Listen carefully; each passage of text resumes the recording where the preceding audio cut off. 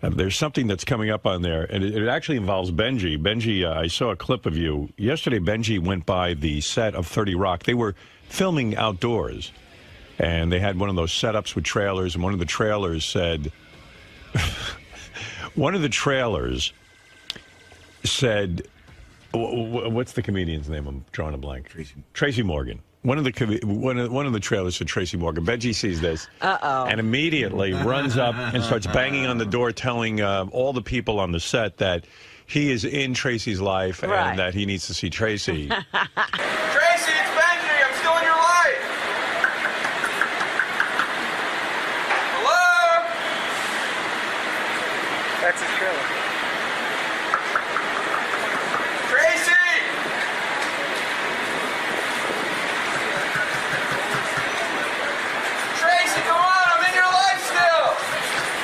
And then he just goes over to the craft services table and begins eating bagels and stuff.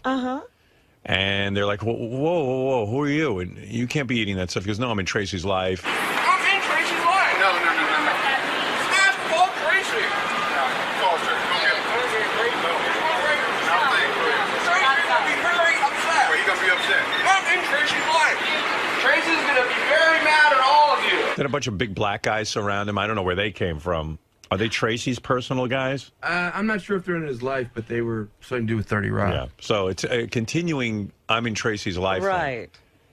Unfortunately, he never gets to see Tracy, but it hardly matters. I wonder if it gets back to Tracy. I don't know. I don't know. I'd have to think so. You know. So don't you think that's kind of dangerous? I think it's real dangerous. Because I had a guy, remember that guy who used to say he was related to me? Right. And he used to burst through the door. Yeah, I remember that guy. That was frightening. Yeah. And, you know, maybe Tracy will recognize Benjy. Yeah, I don't know. I thought it was nuts. Maybe not. It's nutty tape, I'll tell you. Here's a clip from it. Howard TV says they can play it, Fred. I don't know what that entails. No, there he is. There's the trailer. That's the trailer. Nice trailer. Benjy, I'm still in your life. Hello? That's his trailer. It's right out on the street. Tracy!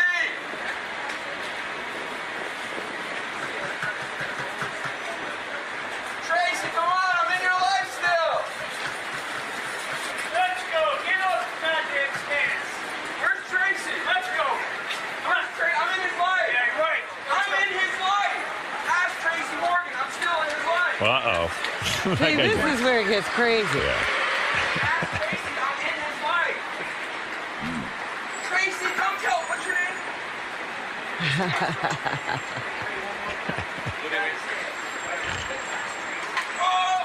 That wasn't nice. Tracy. Anyway, I'm not going to play the whole thing. All right, guys, thank you. Oh, my God. Yeah. See, I don't think that that's a good thing to do. No, I don't either. I'm I mean, against for it. Benjy's safety. Right, I agree. Benjy, do you get nervous doing that kind of stuff? Well, Lisa G was with us, so... Oh, so she protects you. Yeah. Right. Oh, you have Lisa G with you. She's a newswoman. Maybe he thinks because they see a camera crew. Yeah. No, it wasn't a camera crew. No, it wasn't. It was a phone. crew. Chris had a phone. It was a phone crew. Yeah, A phone? He was just walking down the street. He didn't know he was going to go do that. They just took a phone and did Because it. I was like, what is Benjy doing with a camera crew with him? It's a pretty good camera, though, that phone. Yeah. Isn't it? Yeah, it's a lot of guys in the office have it. The Android X, I think it is. Is it? I think that's what it is. Is the Android X like a BlackBerry thing? It's a smartphone. Jason is one of the guys that has that has been telling me a lot about it. So I don't know too much about it. It's Verizon's answer to the iPhone. And so the camera seems to be almost broadcast quality. It looked like he had a camera with him. Yeah. And the microphone was pretty good. I mean, Benjy's very loud, but yeah, the microphone's pretty good. I think the camera's great. Although some of the TV guys, when they were watching this morning, like Scott said, what was that shot on? Like he noticed it was different than... Well, yeah. I mean, Yeah. It's a cell phone. I mean, I should hope that Scott would notice. Yeah. Well, he's the one. Good of Scott to notice that the quality isn't the same as our cameras here in the studio. So, But Anyway. still pretty good. Yeah, so you'll see that's just another one of those bonus things on Howard TV. Lisa G is here with headlines. Lisa, what do you have for us from the Howard 100 newsroom? Lisa Glassberg takes shits at work. Lisa, what's happening? All right. Howard 100 News was on the scene when Benjy tried to find Tracy Morgan on the 30 Rock set. How did that happen? Lisa was walking down the street with Benjy. Oh, okay. Right. It's the first time I've been with him when he tried to do something like this. Right. I thought we were going to get arrested 3 times. Oh, God. Do you think he was showing off for you? Do you think he has a crush on you in some weird way? No, he gets into the zone. Yeah. He didn't even hear me when I kept saying, all right, Benjy, that's enough. Let's go. I mean, It's scary, isn't it? I mean, because he does these wild things. For those of you who weren't listening earlier in the morning, Benjy randomly just happened to walk by the 30 Rock set. They were shooting some outdoor stuff. And Tracy Morgan's trailer was there. And then Benjy started banging on Tracy Morgan's door and saying, I'm in your life. You know, it was like the follow-up, part deux. Yeah, it's a sequel. The redo. and then he went, and then he was on the craft services table eating and glomming food, and they threw him out of there. Anyone can walk onto that. I He know. just walked on. He took a bagel. He goes, hey, you have any butter? 10 minutes later, they go, and you are? And then he goes, I'm in Tracy Morgan's life. And then they realized, give us back the bagel. Meanwhile, he'd already eaten it already. Let him have the bagel. They were trying to take the bagel from him. Anyway, we got it all on tape, believe it or not, because somebody was smart enough to have their cell phone with them. And Lisa just happened to be there. It's wild, right? I mean, I watch it on tape and I cringe. Well, that was the second stop. The first stop was Fox Business News, where I thought 2 security guys were going to break his legs. What What did he do happened there? at Fox Business News? He started to dance. The guy was doing a stand-up, but the craziest dances I've ever seen. So, But aren't you legally, I mean, you know, Benjy's within his rights. You're legally allowed to Dance on the street. Is there a rule against that? Yeah, but you can't kick your leg up in the air like a crazy person, apparently. Right. Why? Ask him. The cop was telling him, you know, you What'd the can cop dance. say? Well, you know the Jewish dance where you put your hands on the guy's shoulders and you both kick your legs up? I don't know that one, but go ahead. Hora? I thought that's a Russian dance. Well, it might be Russian, Jewish, Yeah. Ashkenazi, I don't know. But so the cop said that dance was dangerous, but like a more mild dance would be okay. Oh, you can't do a dangerous dance. Poor cops have to deal with Benjy. Yeah. So then we walked to the 30 Rock trailer. And he almost got thrown out of that when he was knocking on the door. Seems though like he was putting on a pretty good show for you. I think he's got a crush on you. No, he didn't even hear me. He was in the zone. But were you in the zone because Lisa was around, like you were showing her all your powers? Like it's hot when a chick's around and you Yeah, want I Look at think how that much definitely fun I am. amps it up a little bit. and you realize it made no, like she doesn't even realize you were showing off for her? Well, I don't know if it was a direct thing, but I'm sure it had. It sure That's something. influenced my It must have psyche, been more fun because she was getting all freaked out. And Lisa's like the best audience in the world because everything. I mean, you could like sneeze on the street and like, oh my god, that's outrageous. All right. That's like my sister. Whenever we're together, no matter what I say is hysterical and crazy. She goes, oh, you're crazy. You're crazy. And I'm like, I'm not saying anything that crazy, Ellen. Like, I've said crazy stuff. This isn't that Right. crazy. You're outrageous. Well, any girl that falls in love with Benjy will have to love what he does because you have to put up with it. He's crazy. He is, because he'll even do it if there's no camera. Right, but you knew there was, but you didn't even think there was a camera. No, actually, I mean, Lisa actually is the one that told us that 30 Rock was down there, and we Right. thought, oh well, let's go walk by and see what happens. Oh, Right, so right. it was a plan. Yeah. I see. But it doesn't matter because he goes crazy. Yeah, he's nuts. But anyway, it'll be on Howard TV. I'm The looking forward to dancing? that. Did they get the dancing? I didn't see the clip of the Oh, dancing. I don't my know if the dancing God. really led to anything. It didn't lead to anything. We just want to see you dance. Oh, that is the funniest thing. Can we see the dance? Can you do it here? Can you was show just, it now? I mean, I would need someone. Yeah, give us some space. Who were you Oh, need- holding on to? No, On the you street. were doing it yourself. He was going like, You don't need shoulders. I won't hurt you. yes, you will. No, leave her alone. Yeah, thank you. You didn't have a. He was going like that. I don't know that dance. What? It's you go alternate legs, but. All right, okay. That's not a dance. Yes, it is. Get away from me. But in the middle of the street, okay? Right. So. All right, that's pretty fun. funny. All right, what else you So got? anyway, I went back to the trailer. Oh. And I found Tracy. Oh. Very good. We have audio for you. Yeah. It's on GP1 in red. Okay. And this is what Tracy had to say? Yes. Too bad Tracy didn't see Benjy. Right. It's freaking him out. Is he pissed that they kicked me out? No, he wants you to keep following him. All right, here we go. Did you say you loved Benjy? Love Benjy. I love me some Benjy. Benjy, I love you, dude. Holla at me. HS. Know that it's from Big Elbow, too. That's Elbow right there. If Holla was a superhero, he would be the leader. Nice. Those are the guys. I think that was the guy kicking you out. Not Tracy, that guy behind him. Big Elbow? Yeah. No, it was some guy with the Teamsters, I think. Oh, I see. It's too bad Tracy wasn't in his trailer at that point. That would have been great. Benjy gets in there. Oh, can you imagine they're trying to throw him out, and all of a sudden Tracy opens the door and says, Benjy! I told you. Some Benjy. I was in Tracy's life. I'm in Tracy's life. I'm going to be in his bathtub tonight. You know, we were supposed to send Eric the Midget out to the Emmys. Right. Well, what happened? You know, because well, people were, you know, when I was talking to people over the break, everybody was like, is Eric doing it? Well, Eric wasn't doing it because he was just being a major pain in the ass. So they sent Shuli out at the last minute. And quite frankly, there weren't, you know, if you watch the Emmys, it's probably no fault of Shuli's. There just wasn't that many good people. Like, who would you even interview? And it seems like everybody he ran into, and maybe this is Shuli's fault, a lot of times he'd identify himself as being from the Howard Stern channels. Oh, right away, instead of just being a reporter? Yeah, I listened to the tapes, and Well, Shuli, no, that's a major faux pas. Well, no, what I did was there were some people that I know were fans of yours and fans of the show. No, but you don't, you know. Like Piers Morgan, But how can you ask them offensive questions if they know they're from the Howard Stern show? They But know. no, I didn't do it every single person, No, not I at know. all. I said Sirius XM for the most part, and we were at this Entertainment Tonight after party. It wasn't the red carpet for the actual Emmys. So you had The a best lot of... interview you had was with this chick who I don't even know who she is, Melora Hardin. She's from The Office. Yeah, but she was good because she didn't know who you were. Right. And That's when it's the best. But I have a lot of them that I didn't introduce myself as that. Shuli went all the way out to California, and the best interview we have is from someone I never heard of. And It's absolutely awful. I was excited to interview her because I'm a fan of The Office, and she ended up getting pissed at me. Yeah, it was weird. Like, I didn't think he asked her anything that offensive, and she actually circled back to tell you what a jerk you were. I think what happened was she went inside and she started thinking about like I know, but the answer she gave me. All right, here's Shuli with somebody named Melora Hardin. Hardin.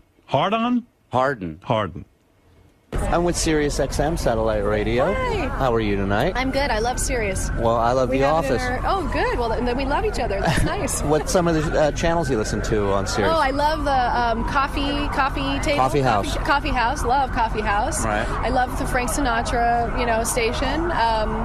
I love the, is it the 70s station? Is it called the 70s on 7. Love that. Yeah. Yeah. I love a lot of them. There's a lot of good ones. Any messages for the families of the trapped Chilean miners that you'd like to give? Oh, my.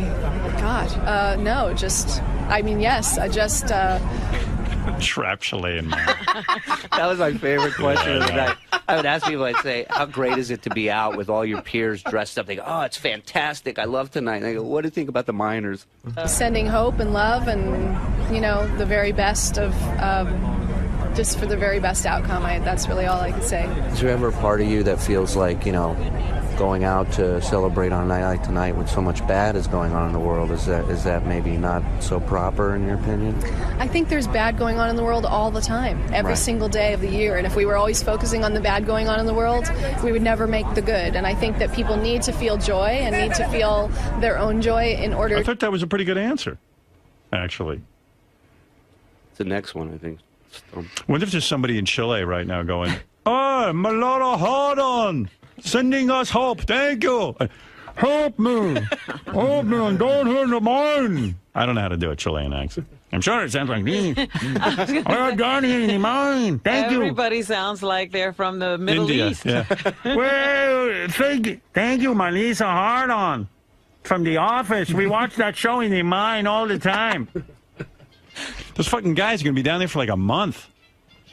It looks like weird reality television. They always have a picture of some dude on there. They have a video and everything. What's weird is we're getting all this shit down to them, but we can't get them out of there. I know. Like, there's videos coming out of there, and they're just still stuck in there. Yeah, but how else would they ever get noticed by 𝗻𝗁𝗲𝗿𝗻? And then they're sending like 20 psychologists down there. Yeah. Like, send some They're equipment. going to talk to them. Yeah.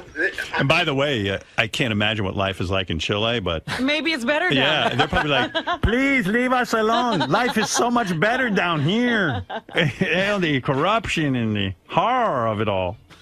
You know, they're saying 3 or 4 months, not a month. Wow. Can they survive? Well, they can get things down to them, obviously. Because if you were going to be down there for 3 or 4 months with nothing, don't come. It'd be weird if they end up looking like people from Middle Earth because they've been down there so long, Yeah, you know? they'll find Bilbo Baggins down there.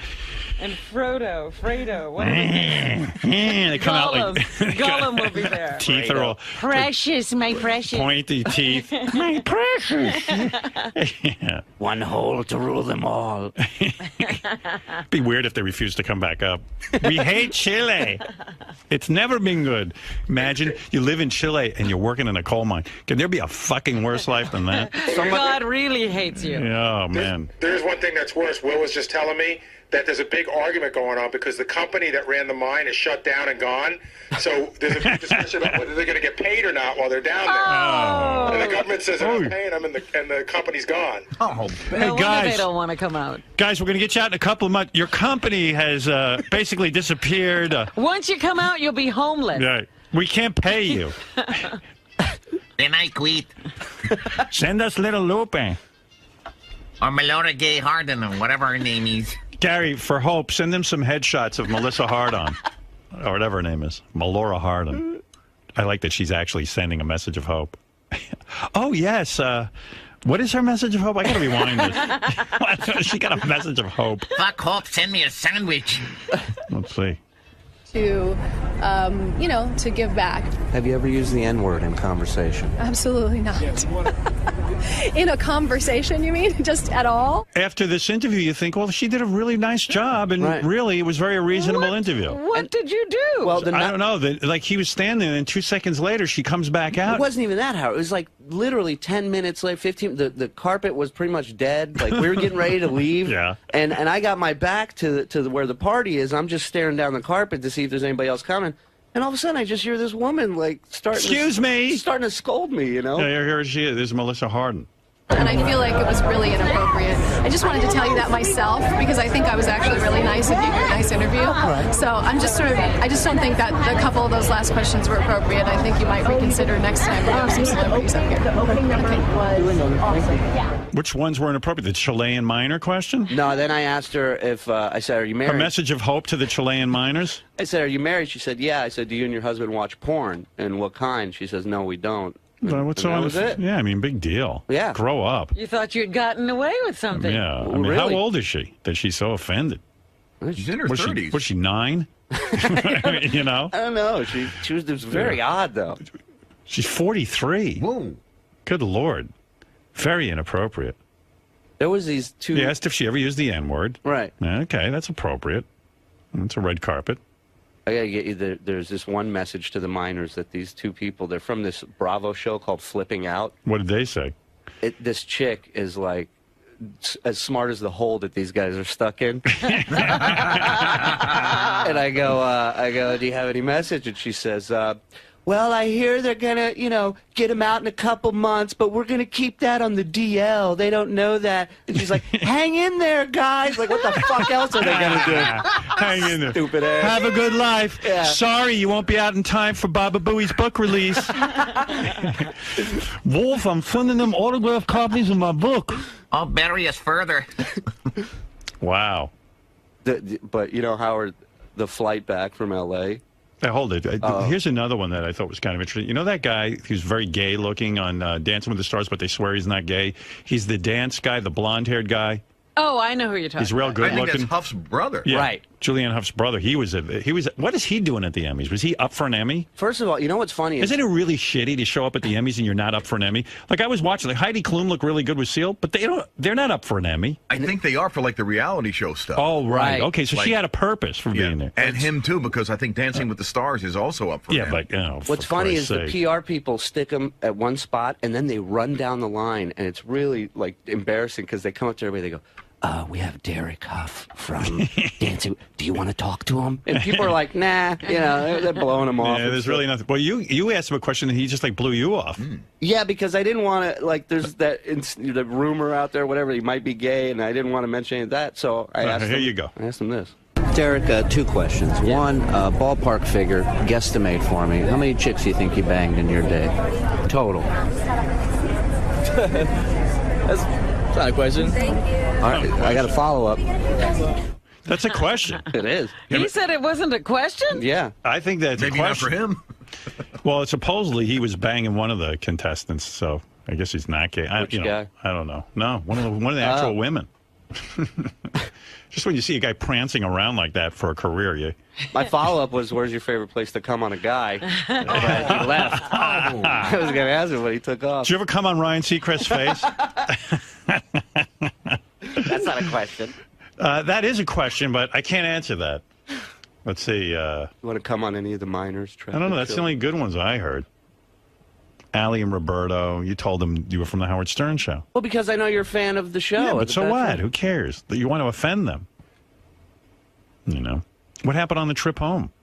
So I had a middle seat on. Meanwhile, we sent Shuli all the way out there for 2 shitty interviews. Well, that's my point. Disrupted Shuli's weekend. The whole idea was that people wouldn't be able to avoid Eric the Midget, and they'd stand there and try to deal with whatever was going on. We would have gotten. You thought Shuli was a replacement for that? That's all we had, right? Short, sweet notice. You know what I mean? I'm always on deck, ready to go. I wanted to get Brian Dunkelman, but he wasn't around. I did. I really did. Beth said to me, "You know, it'd be good, Brian Dunkelman." I said, "Yeah, that's funny."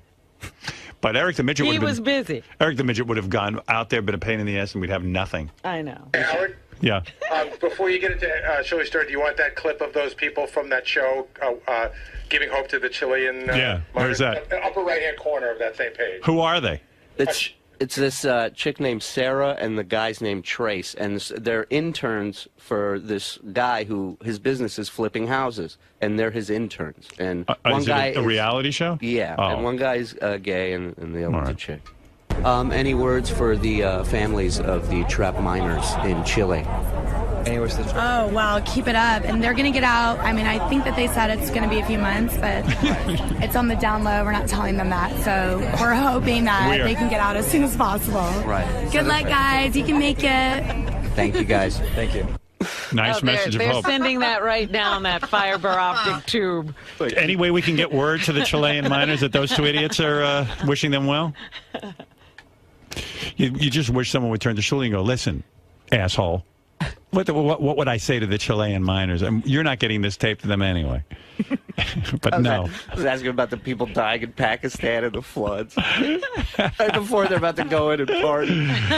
So what happened on the trip home? Anything eventful? So I get a middle... I'm sure we put you on a private jet to California with Sirius's budget. So I get in a middle seat, right? And I'm sitting in my seat, and I'm just dreading who I could possibly be surrounded by. And sure enough, this married couple shows up, a rabbi and his wife. The rabbi's like 300 pounds. and so right away... How do you know he's a rabbi? Because he's got the long... He's all dolled up. Oh, you mean he's got the whole look? He's not one of the reform rabbis. He's either that or ZZ Top. He's like one of the Lubavitchers. Yeah. So I said right away, I was very nice, I said, "Hey, would you guys like to sit next to each other? I'm fine with the window and the aisle." And the woman looks at me, she goes, "I prefer the window, and he likes the aisle." Oh, so you're in the middle. So I'm stuck. That's so fucked up. So the guy's not wearing any deodorant right off the bat. He fucking reeks, right? Then she starts... And he's got the whole garb on. Oh, yeah. And then we're not even taking off yet. She starts opening up bags of food, right? Oh. And he's reading the Torah. He's unraveling it. He's praying. He's going back and forth in the seat. And Is he really? Yeah, and I'm sitting, and now this food is, I'm surrounded by BO and shitty Israeli food, and I'm like, what the fuck am I going to do on this flight? I can't wait to get up in the air and go to sleep. So we take off, I pass out. All right, beautiful, and you're so happy. Yeah, and with any luck, you'll sleep through the whole flight. 30 minutes into my nap, I get tapped on the shoulder. I wake up. Excuse me. I need to go to the bathroom. Oh. So I get up. He's got to get up, the fat fuck. He's in the aisle. There's not a seat open on this flight, right? So I'm screwed. Right.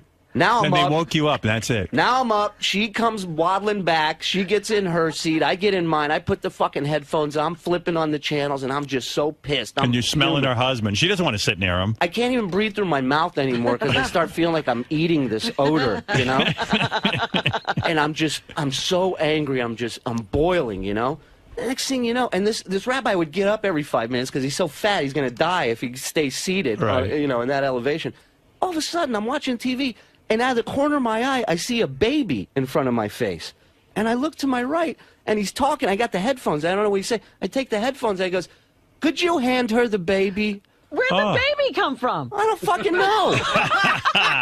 So it's his kid. It's not his kid. There was another rabbi sitting in different section, and he just thought it'd be nice to bring the kid to his wife to let her hold the kid. And you have to hand this baby off. So I go, "Excuse me?" And as I'm saying, "Excuse me," the woman's going, "Just hold her for a second." She's taking her headphones off, getting arranged. You're holding the baby? No, I'm not holding the baby. I look at the guy, I said, "Excuse me," I said, "if I wanted to hold a kid, I'd fly with my kid." Right. I said, "This is why I wanted to switch with you guys, so we don't get in each other's lives like this." Right, yeah. You don't want to be in their life. Yeah. Yeah. So the guy looks at his wife, and in Hebrew, he says, "Ze lama ani soneh otem." And that translated means, "That's why I don't like them." Them. Like, what? First of all, what the fuck can you confuse me for? Maybe other an than Arab. a Jew?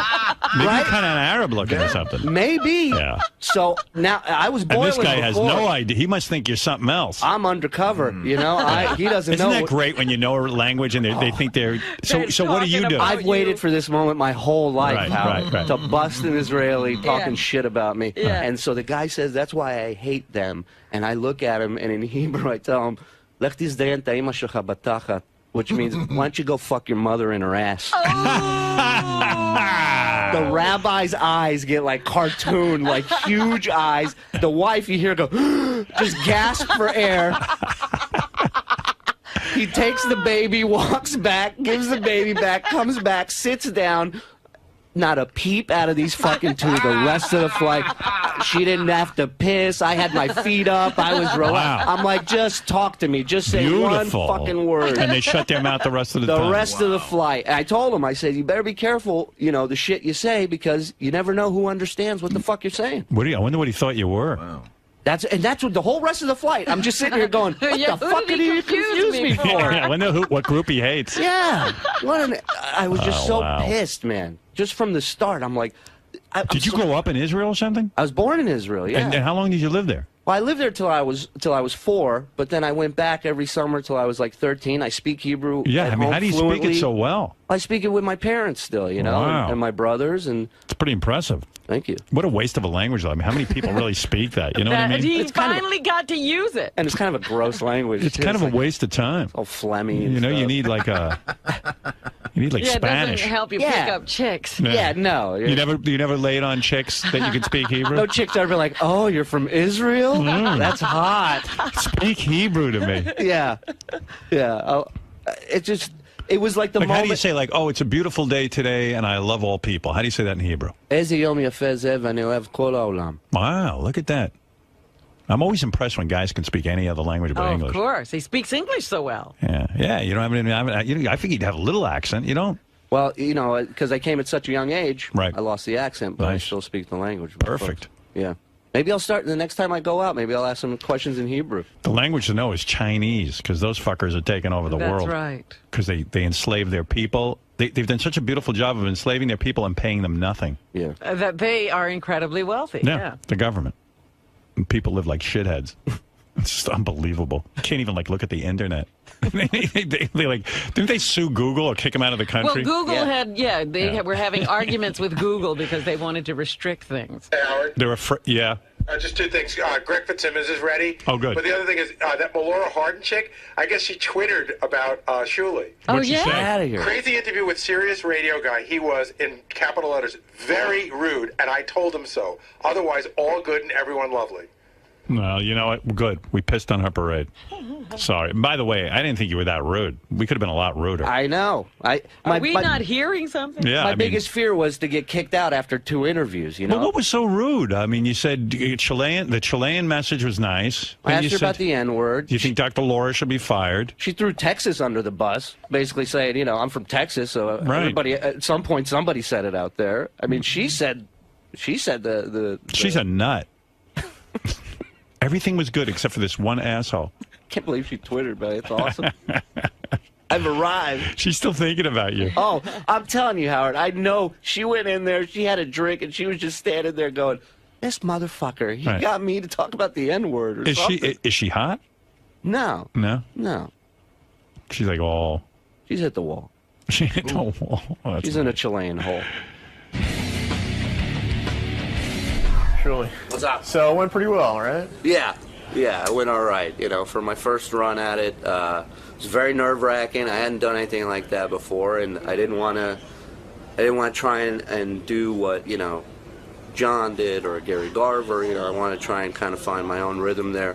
But I totally understand what he's saying, and hopefully, you know, the next time I get the opportunity, it'll be a lot more direct and offensive. So, like, what's going through your mind as you're asking these questions? Because you know they got to be tough to ask these kind of questions. Yeah, they're tough, and my whole angle for it was I wanted to ask them something to get them vamping about how great their life is and how great the party is, and then hit them with something, you know, a downer, an upper and then downer. So it was nerve-wracking, but, you know, they sent me out there for the job, and, you know, I didn't enjoy weighing shit in a bag, but I did it, you know what I mean? Like, if the boss asks you to do it, then you do it. And if you don't, then you're Ronnie. So after experiencing this whole thing, is this something that Eric the Midget could pull off? No, I don't think so. And it's a shame because nobody was pulling for him more than me.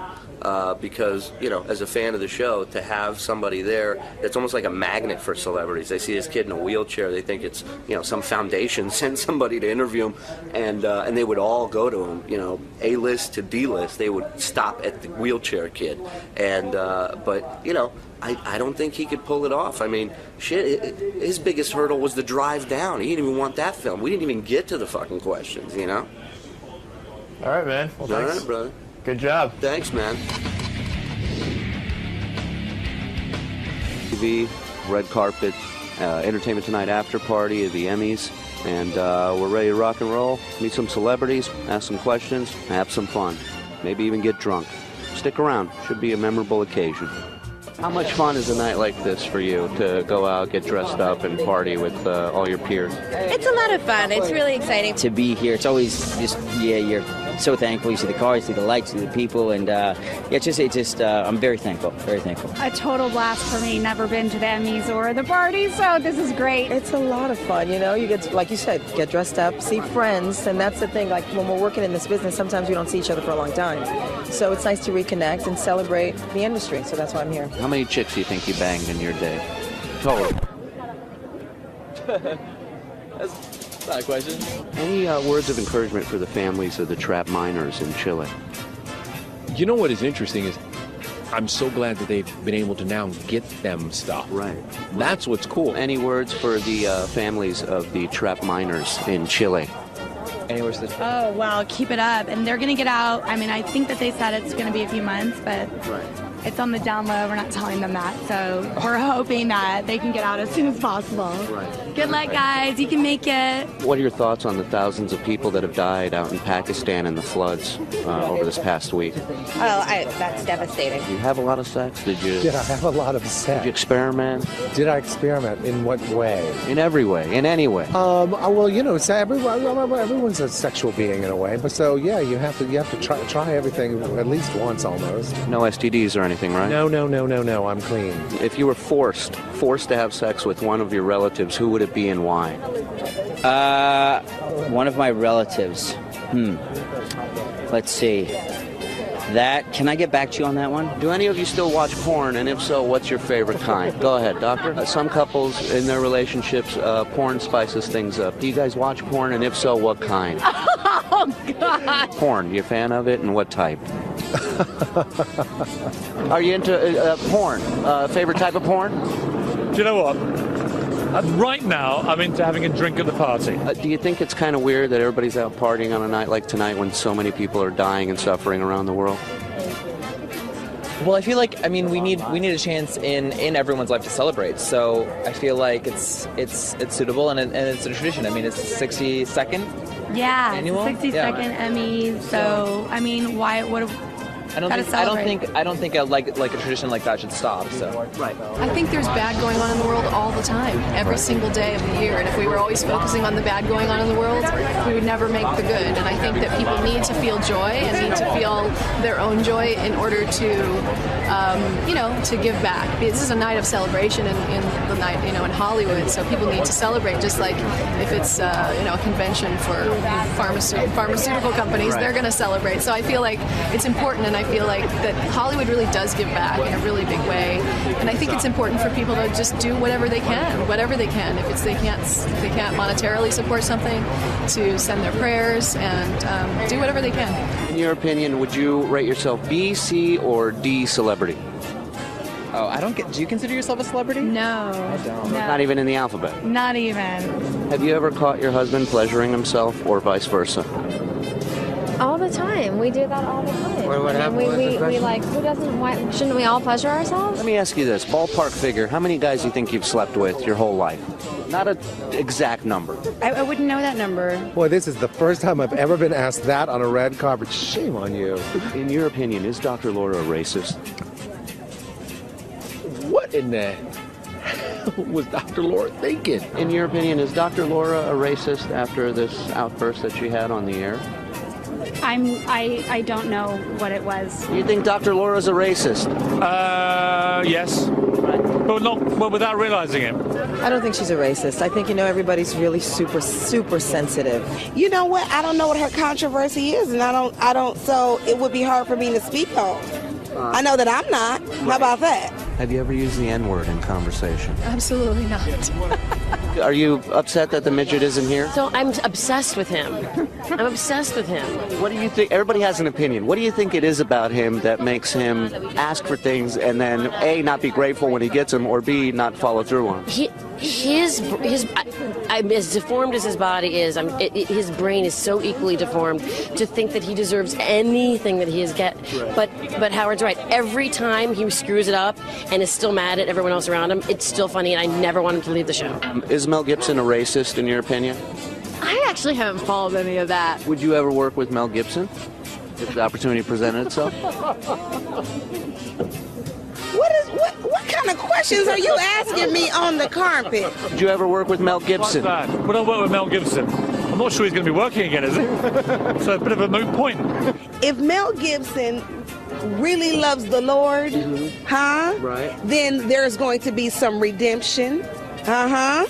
There's going to be a little repentance, and he's going to be made brand new. If he really walking for real. Right. And in that place, hey, anything is possible. I just don't think that a couple of those last questions were appropriate. I think you might reconsider next time we have some celebrities up here.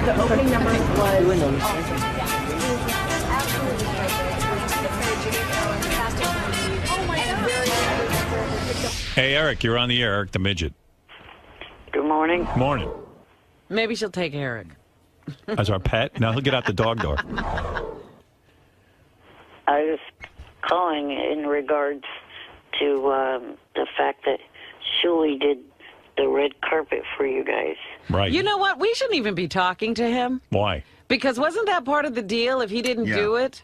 Nah, I don't care. I'm going to talk to him. I knew it. I knew there's no way of threatening him with you because you cave. I cave. I'm a soft touch when it comes to Eric. I don't know. I love Eric. And that's why he gets away with all of this. I know. Carrying on that he does. I love Eric. He gets a big head about himself. He actually has a big head. A physical big head. The only thing is big. Is your head unusually large, Eric, or is it because your body's so small?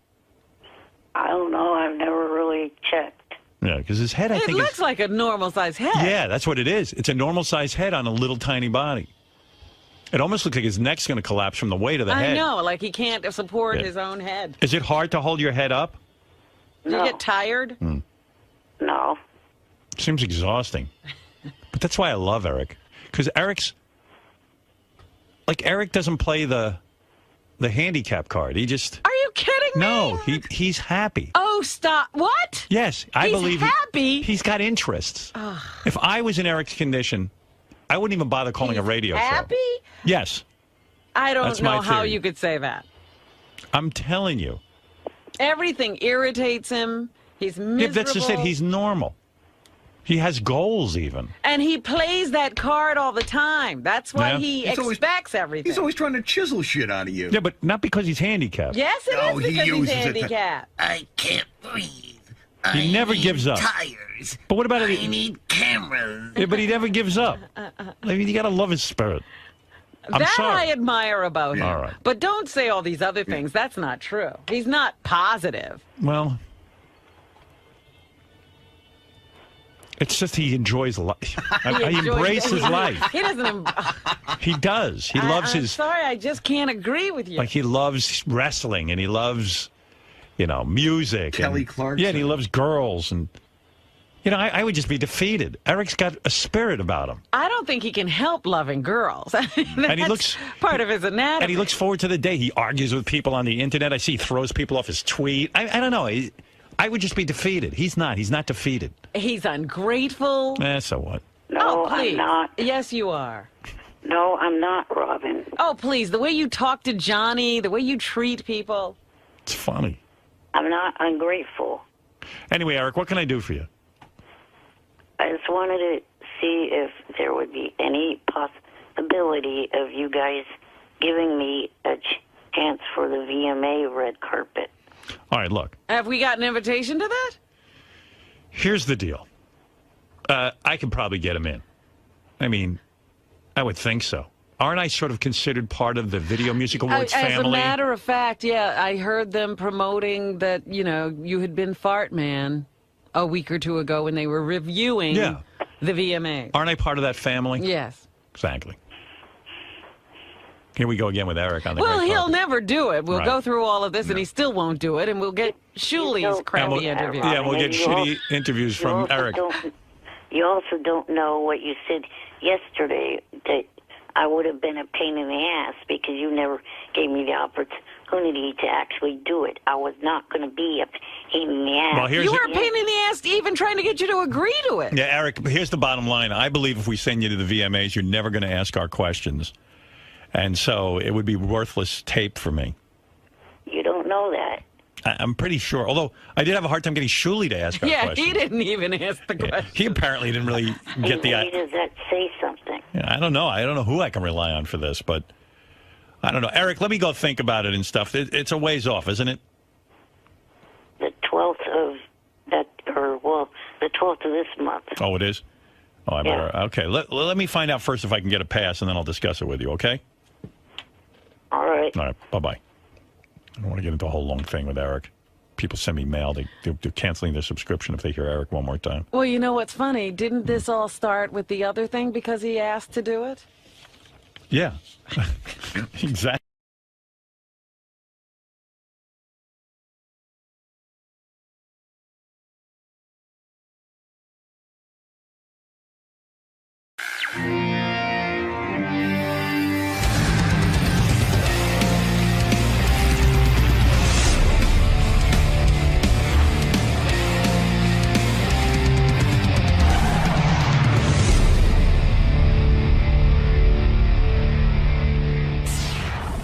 Hey, what's up, Tiffany? Hi, I'm good. How are you? I'm good, thanks. Welcome. Thanks. How you feeling this morning? It's early. It's Monday. How can you feel? I know, I'm pretty good. Start the week off with Howard Stern, Exactly. right? Not a bad way to go. Right this way. You're right in this room. Thanks. Right here. Thank you. So you're here promoting White Collar? I guess so, yeah. I am. And making your premiere on the Howard Stern Show? Can you believe it's my first time? Any Why am I nerves? doing it now? Starting to have regrets before you go in? No, not at all. I've actually been wanting to meet him for some time. All right, cool. So this should be good. I'm excited. All right, we'll see you in the studio. Hey, I am very excited about our next guest. She has to have had one of the most successful careers in show business and television. Tiffany Amber Thiessen, who I always had a thing for her. Yeah, she was on Baywatch, right? No. She No. She was on am I Saved thinking by of? the Bell. Tiffany Amber Thiessen. You're thinking of Carmen Electra. No, I'm not. Oh. No, Tiffany Amber Thiessen was on, but she dropped the Amber. You dropped the Amber, right? She's not Amber anymore? You're looking good. No doubt about that. But she's just Tiffany Thiessen now? Thank you. Why lose the Amber? Because you wanted an image change? Well, I didn't really think about it. It was more my old agent at the time. Thanks, Sonny. But I always liked the Amber. You did? Yeah. Well, you're a good-looking woman. Jeez, I used to beat off to you every day. Pretty much. You were watching that children's show? No. I was going to say, really? Watching that show? No, on 90210, I beat off to you. Please, I'm not a pervert. I mean, I am a pervert, but not that bad. No, not when you were on the kids show. But I knew you'd grow up to be good-looking. Oh, thanks. Being good-looking is a blessing, though. It's almost like a superpower. It opens doors. You get into acting. I mean, Well, I say that about, well, yeah, I could say that a little bit. Also, pregnant. Being pregnant is kind of like a superpower. People are nicer to you when you're pregnant. At least, well, I think. I'm more interested in the good-looking superpower. Anyone can be pregnant. Right. Well, not anyone. No, a lot of people. Okay. You know, it's pretty easy. But were you a good-looking kid? You must have gotten into show business like when you were 5 or something. I was about 8 years old, I want to say. Who forced you into that? Your parents? You know, it wasn't really a force. I kind of just started doing modeling here and there. How do you get into modeling at 8? Your mom's got to put you in that. No, actually, my uncle was a photographer and was friends with an agent. And they saw pictures of me, and then they asked, and I would do it after school.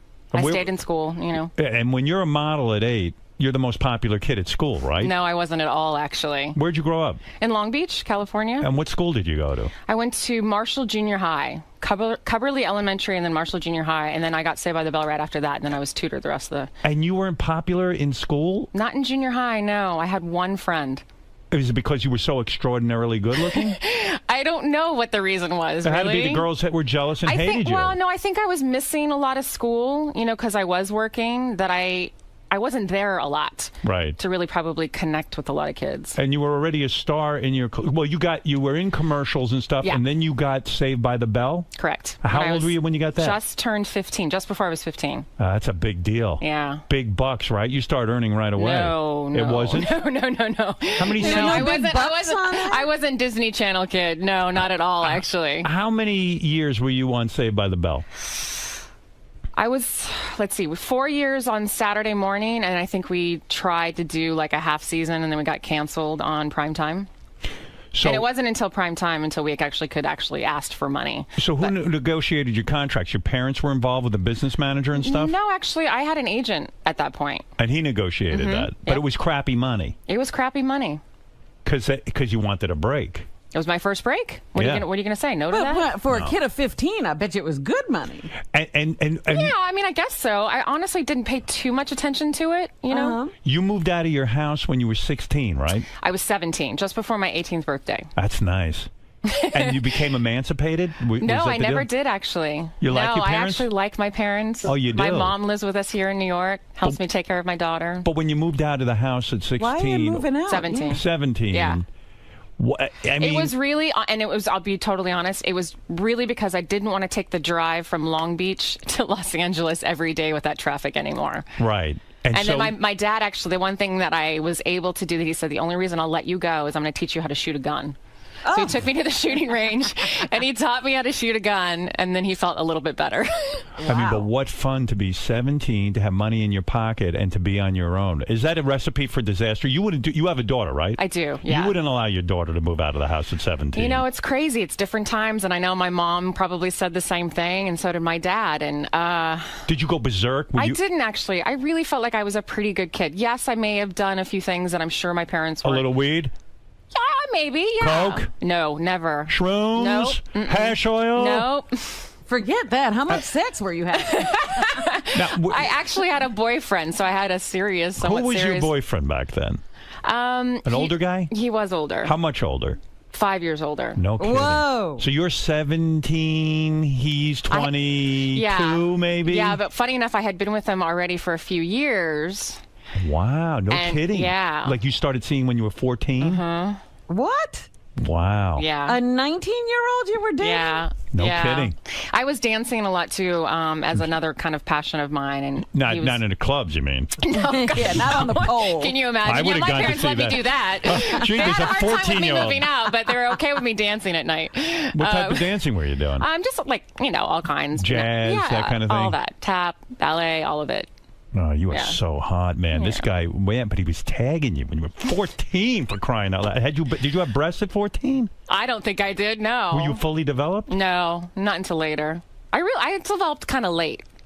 And this guy Because was... then if you look at my grandmother, my mom, they're pretty well endowed. So you lost your virginity at 14. You were moving on a fast track. Oh, yeah, now having a daughter, it's really hard to talk about. Are you going to tell your daughter that you lost I'm not going to be dishonest with her because honestly, for me, I think my mom can at least rest easy that it wasn't a one-time thing, that I actually was with the guy for 5 years. Are you sorry you had sex at 14 now? When you look back on your life, do you say, gee, I wish I had waited because then I would have kind of maybe appreciated it more? I try not to have a lot of regrets. I really don't. And I don't think I can say that because he was a really lovely guy. I mean, I have really fond memories of him. He's a nice guy. His family was nice. Both of our families were very close. Was Saved by the Bell a good experience? It was a great experience. Yeah, it was. And when you're a kid and you're under pressure to learn all those lines and everything, you didn't feel that pressure? I didn't. I really didn't because they gave us when you're doing a sitcom, you shoot, you rehearse like 4 days and then you tape on the 5th day. So you've got like 4 days of rehearsal of the same stuff over and over and over again. So it's a lot easier a sitcom than on like an hour show. I'm thinking about this guy you were with. He could have legally been a sex offender if your parents had pressed charges against him. Yes, you're absolutely right. He could have gone to jail. Yes. Isn't it a miracle that your old man didn't take that gun and shoot him right in the head when he found out? I know. But I'm telling you, he was a good guy. But don't you think your parents were very liberal? Yes, I would say they're very liberal. Absolutely. I mean, my grandmother, I grew up with my grandmother, sunbathing topless in the backyard when I was a young kid. But I'm thinking about very liberal. I'm thinking about my own 3 daughters. If I knew there was a 19 or 20-year-old guy banging them when they were 14, I think I would call the police. I think I would have. Yeah, in a way, I totally you weren't get really that. protected. You were not protected by your family. But I disagree with that, actually, because Where my were you parents having were sex really... at 14? You were at home. I really wasn't having that much. That's what's so funny. It's Tremendous amount of sex. No, who likes it at 14? I mean, I really... did. Well, okay, then you're... Actually, I would've. I shouldn't say that. I was having sex by myself at 14. Men love it, right. Men love it. Yes. I think men can still say that, But I'm saying you were not protected by your parents. I disagree with that because really? Because my mom went on our dates for the first like 2 years. They went to the movies. They were with us. Oh yeah. And his sister is he has an older sister, and so you mean he had the nerve to go to your parents and say, "Look, I know I'm 19 and your daughter's 14. I want to take her out." Yes. He was very honorable that way. Yes, very much. Why did you not marry this guy? I didn't. Who wanted to get married at 18? I don't know. Maybe it was kooky. No, I mean, it was right after I moved out that I felt very, liberated and was, kind of ready to conquer the world. The dirt on Saved by the Bell was Dustin Diamond, the guy who played Horseshack or whatever. Yeah. Screech, yeah. And he goes around now. His whole thing is blasting you and the other cast members. What else is he going to do? I mean, think about it. Do you ever run into him at all? No, I've never run into him. He lives in like Wyoming or something. When am I going to run into him? He's actually done porn. He actually has a large penis, if you can imagine. Good for him. At least he's got something. Does it seem like a waste for him to have a large penis? Why couldn't I have a large penis? But you have a beautiful wife. Come on now. Yes, I do. Yes, you do. But do you get offended by that, or you just blow it off? I honestly don't even listen to it. I've heard a few little bits of what he said, and most of it is untrue from what I could tell. He paints you as the girl who banged every guy on the show, except him, of course. I had a boyfriend, so I don't know how that's possible. So you didn't have sex with, what's his name? Mario Lopez. Never. It's so funny because...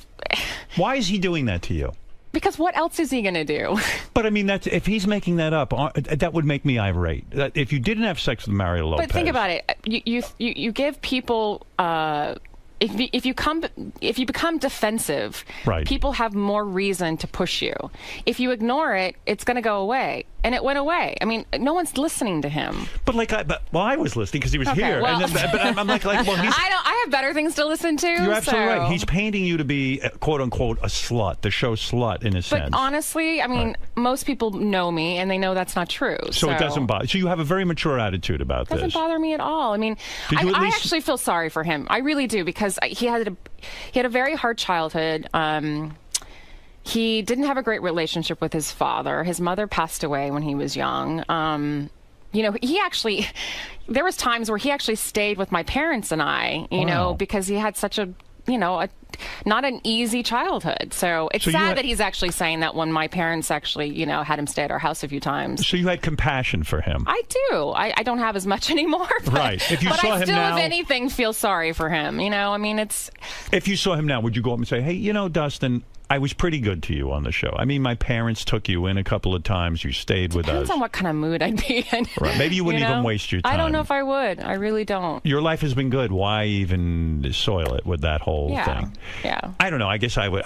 I have a short temper. I would get irate about something. Well, and there's like a lot of people that feel that way. And again, I might be, when it happens, maybe I'll be in a different place, in a different mood. I don't know. Who knows? Did you? But did you have fun during those years? I did. I had a great time. I'm still very close to Mario and Mark Paul and Elizabeth, and I had a great time. I don't have any hard memories. I don't have any bad memories. If your daughter says to you one day, "I want to be an actress," 10 years old, she wants to be an actress. Would you go with her? Would you send her around on these auditions? 10's a little early for me. Right. I'd want her to wait a little bit longer. It really depends on her school situation, how she's doing in school, because I really do feel that that's the most important. Right. But an amazing career you've had, because I think about it now. 90210. And I've been doing this 31 years, Howard. And you're working. 31. That's right. Yeah. And you've worked constantly. Pretty much. Knock on wood, yeah. After Saved by the Bell, 90210, and now this new show that you're on for 4 years. Yeah, and I've done, you know, other shows. Yeah, but this one's run for 4 years, yeah. I mean, and everyone knows your name. Would you consider yourself an A-list actress? No. You don't? I consider myself a working actress. Which is and great. And to me, that's what's important. Are you a wealthy woman? You know, I'm able to pay my bills. Am I driving a Bentley? No. Are you a millionaire? It depends on what year. Because I'm thinking that... Now that I have a kid, I don't know. I have to go back and actually look. I'm thinking most people know your name, which is that you have huge name recognition. Yeah. And you've worked constantly. Yeah. Well, I'll say this. I call that a success story. We own nice cars. I can say that I can clothe my daughter and put her through great school. We have a beautiful, beautiful home in Los Angeles. So I've done well, and I'm proud of that. Did you have years of going out with lots of famous dudes? I would imagine every guy in Hollywood asked you out. You know what's so funny is like, I was never really, I mean... You know, I dated Brian Austin Green for a little while. Now, that's the guy from 90210 who's now with Megan Fox. Right. Brian Austin Green. Yeah. Why him? Yeah, why him? I mean, what? Great guy. Is he a stud? He kind of is a stud, yeah, I would say that. Did you fall in love with him? Yes, I did. We were together, I lived with him. For how long? We were together a little over 3 years, if I remember. Did he dump you? No. You dumped him? Yeah. Why did you dump him? We were together before I started 90210, and once I got on the show, I think it was hard for us to have a relationship together as we were working together. Because you're constantly together. Yeah. You get... I mean, I think a lot of people can say working with your spouse is really, really hard, and in your partner. So that's kind of the reason. You've always been pretty smart about your work. You stay with a show when it's a hit, right? You don't just bail out. I try not to. I mean, the paycheck's nice. Yeah. Luke Perry was on 90210, huge success. Huge mistake leaving the show, right? Didn't he leave at some point? He did leave. I mean, you know, Did you laugh at him and say, don't you understand how difficult this is to have a hit like this? No, because I think everybody makes their decisions, and you know, you live and learn. Did you ever make love with him? No. No, just Brian Austin Green. No, he was married. Oh, he was? Yeah, he was married. I see. And but you would never be with a married man? I've never been with a married man, ever. Wow. See, that Dustin Diamond's not doing you any good because everyone assumes you would be. He really? paints you to be loose. Well, I don't know about it. I mean, when he tells me you were with everyone. You actually believe him? Well, I figured if you would sue him or something if he was making that. Why? I don't know. I would. And make what? He has no money. That's what true would too. I make? But Brian Austin Green, is he huge like Dustin in the pants? I mean, is he a guy who really turned you on? You'll have to ask Megan now that she's his wife. What do you make of that? Do you still talk to Brian, or would that Every now and then, not as often. No. Do you tell Megan that you're talking to him? Because I imagine she would feel upset. No. How does that come about that you talk to him? No, it's literally so random. Like once a year via email. That's it. So once a year you'll email him. Yeah, I think it's actually been longer than that now. It's so strange. Yeah. You were best friends on 90210 with Jenny Garth. Mm-hmm. And now you don't even talk. Something went down. Well, I mean, I think there's a lot of things. We were very, very close, even though when I first started 90210, the girls were not very nice to me when I came onto the show. Why? Because you started in later than everyone yeah, else? because I kind of sort of replaced Shannon Doherty on the show when Shannon left. And that was considered a threat to them? I guess. I don't know. I don't know what the real reason was. I think having somebody new come into an already very successful kind of, show that's run on its own, to have a new kind of energy was probably hard. Is that the worst situation for a young actress? You come on the set and everyone hates your guts. Not everyone. Not everyone. Just the guys girls. were actually very nice, of course. And of course Brian I was dating. Right. So but the girls they weren't easy. How does that take form? And I shouldn't say all the girls, because that's not true. Would you walk up? Well, Tori Spelling was nice to you? No. She was a little hard at the beginning, but Tori and I are fine. Our kids go to the same school. You guys are nice to one another. Yeah. Isn't it true you stopped talking to Tori Spelling when she married this guy, Dylan... Dean. Dean something. Yeah. Why did you do that? Was that a type of intervention? No. We actually were friends with Charlie. Charlie? Her first husband, yes. And you took sides with Charlie? It's not so much taking sides. We just... It was a hard situation for everybody. And being that we were close with Charlie as well, my best friend was Charlie's roommate. It was hard. So you worked with Tori all that time, and then she gets married, and then after the marriage breaks up, you side with the husband. It's not so much siding. It was just the situation I thought was handled not in the best interest for everybody involved, and it was really kind of trying to take care of the person that I thought was done probably wrong. Did Tori come to you and say, how dare you? Here I am, a friend of yours, and I work with you. Well, we were coworkers. How does a woman handle it wrong? How does a woman handle that wrong? That's her business. But you were so turned off you stopped talking to her. Well, we weren't talking that much anyways, to a certain degree. I mean, it's not like Tori and I, or a lot of us, were hanging out that much after the show. I really wonder what goes on, because, it could be, you think about it.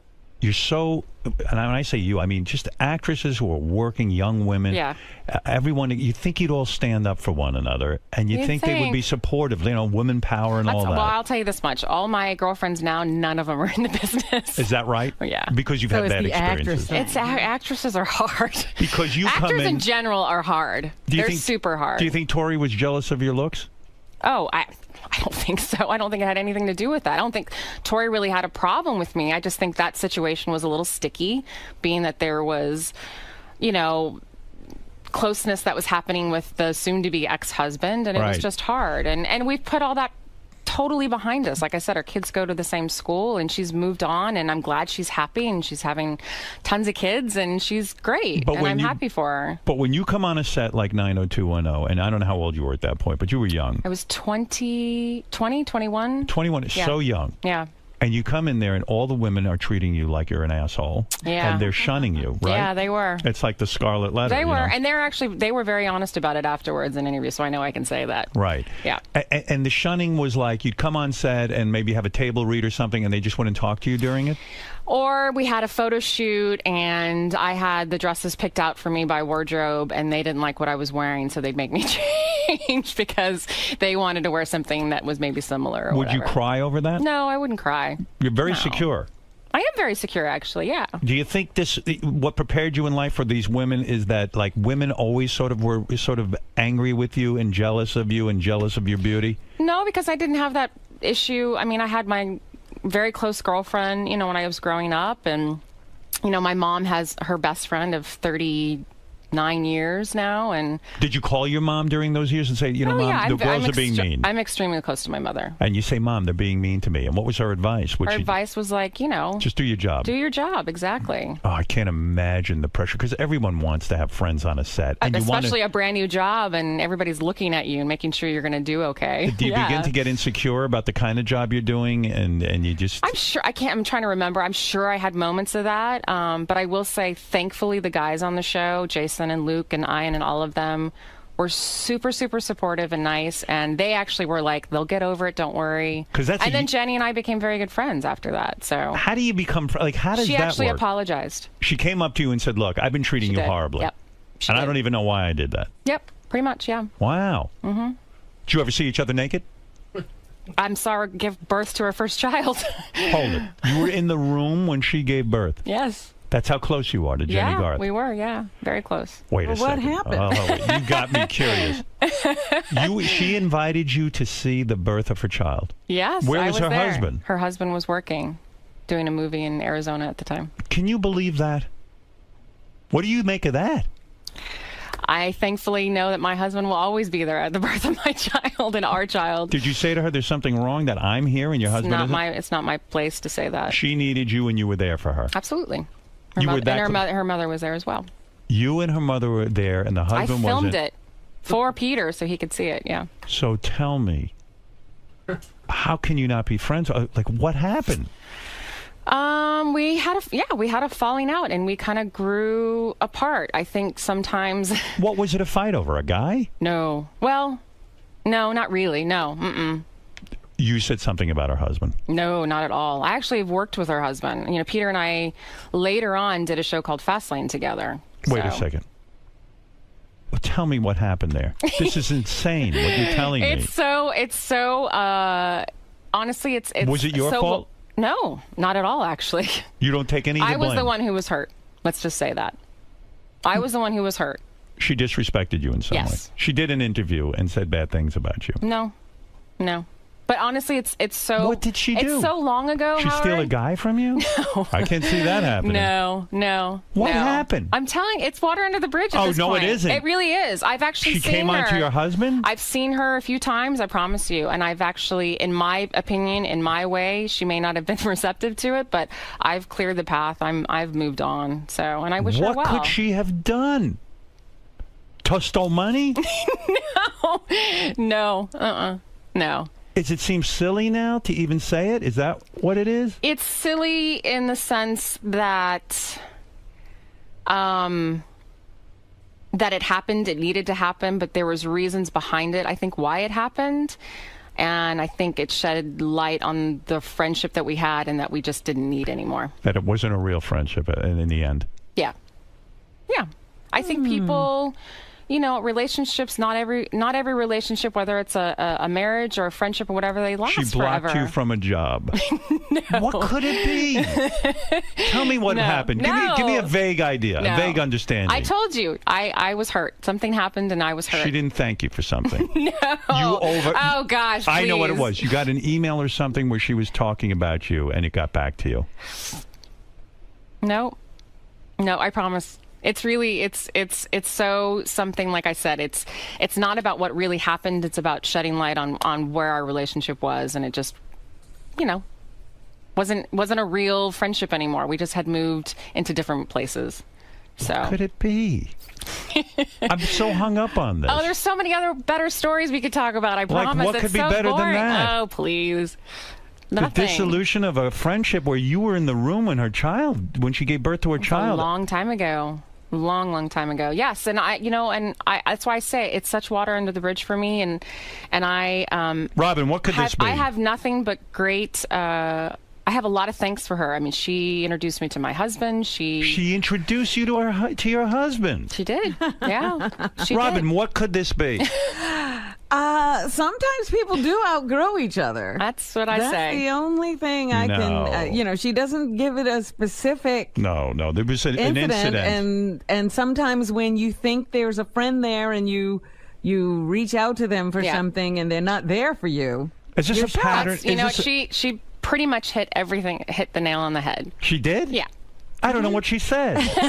That's woman talk. You reached out to That's her. women's girl friendships. talk. That's girl talk. Tiffany, you reached out to her to do something for you, and she didn't come through for you. It's hard to say it exactly like that. Robin said it better. But it's like she said, I think we were in different places, and I think our friendship meant differently to each other. And imagine I love it's funny this. how our relationship started really rough, and it ended the way it started. So who's the guy who gets to marry you? What is this guy's name? My husband? Yeah. His name's Brady. Brady. Mm-hmm.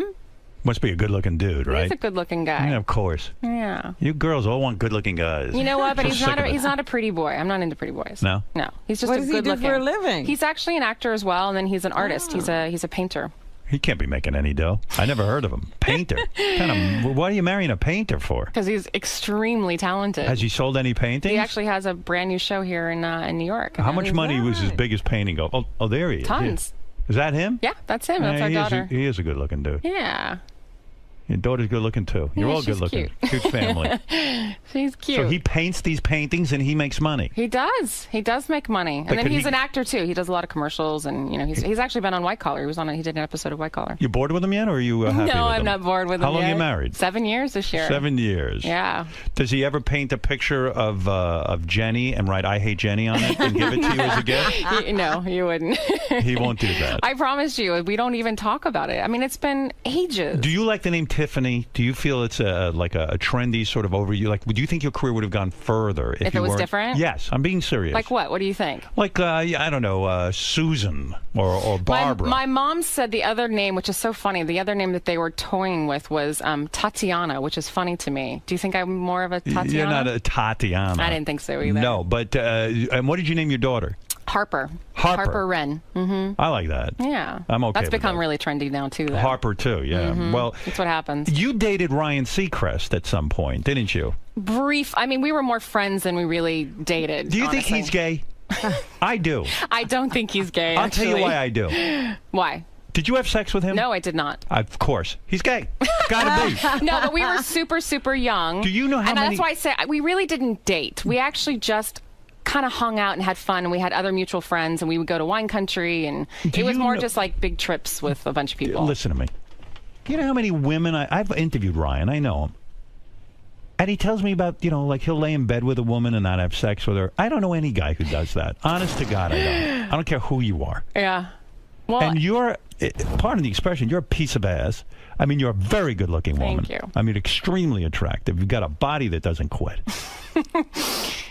And you're telling me he would go to wine country with you. well, but it wasn't just me. I don't care It was who's a group there. of people.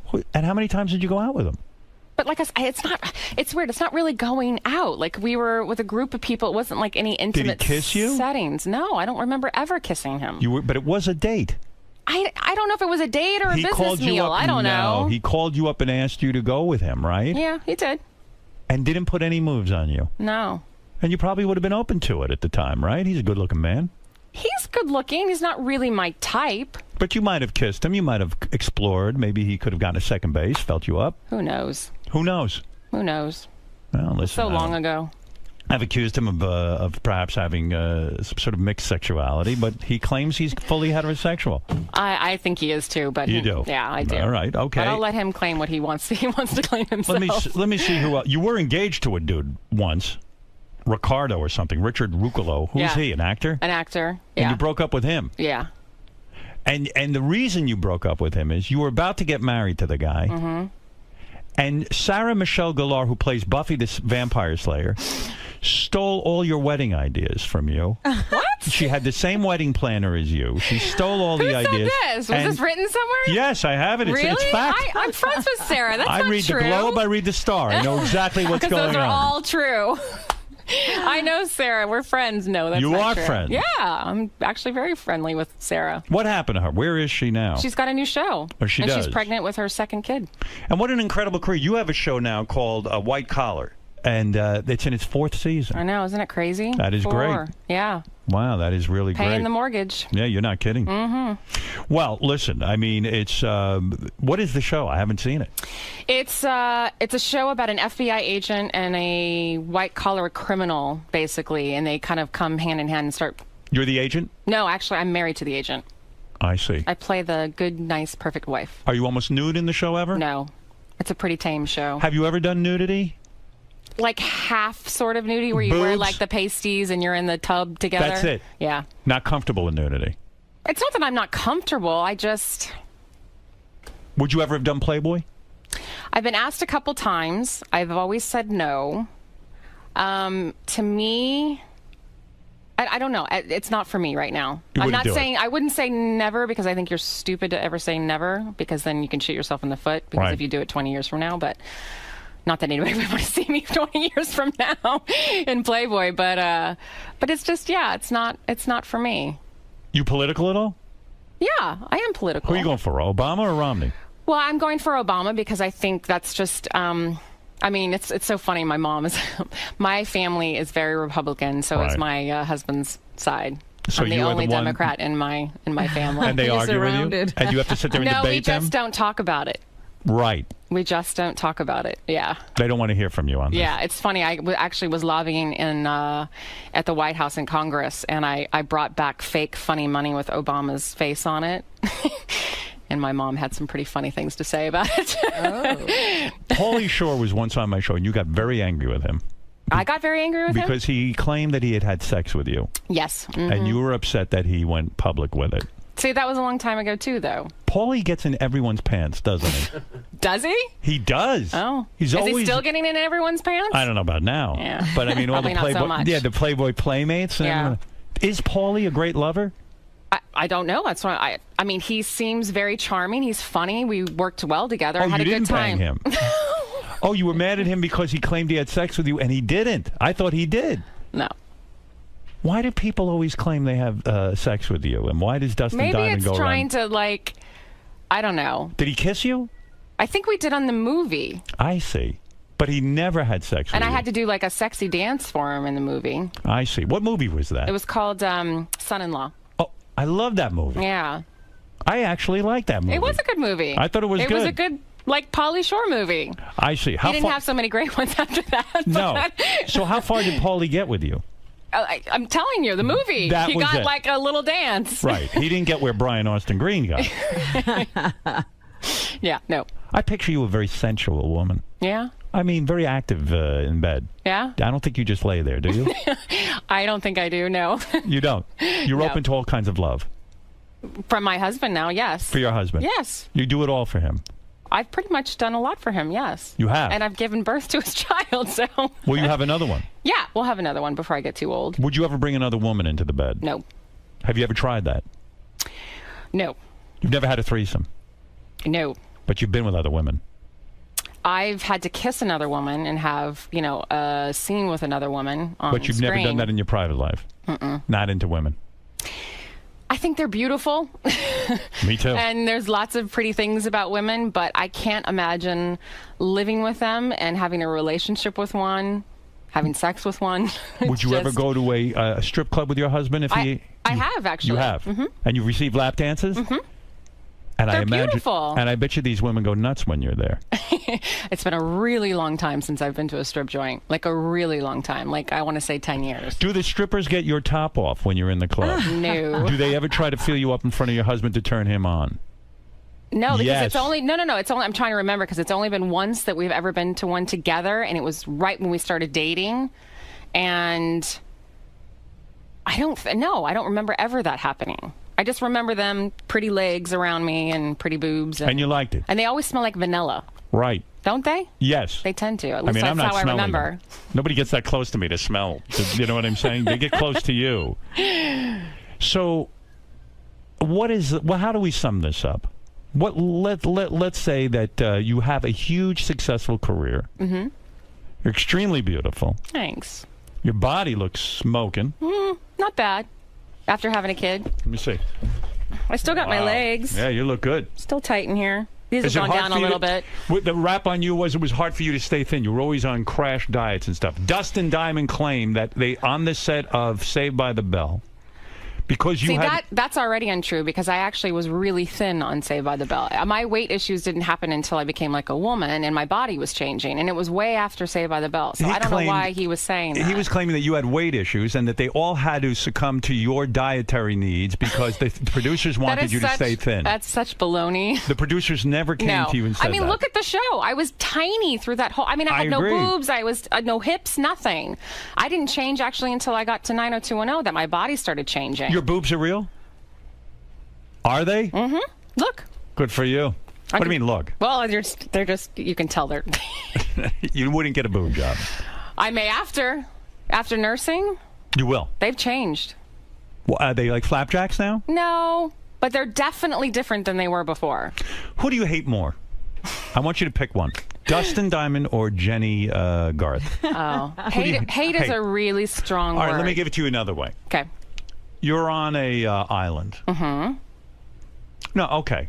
They both go for a swim and they're both drowning. Wow. You can throw a rope in and save one of them. Yep. Who do you save? Do you save Jenny? Yep, I save Jenny. You save Jenny? Yep. Even though she disrespected you? I save her because she's a mother. Go ahead. And she actually, like I said, introduced me to my husband, and I have a lot to be thankful for. But if you save Dustin, you can continue the human race. You can have a baby with him. Yeah, that's exactly what I'd like to do. You'd rather end the human race? Right. Wow, that wasn't a hard game at all. I have to tell you. It was a no-brainer, as they say. Yeah, sorry. Wow. So when you say there was a weight issue.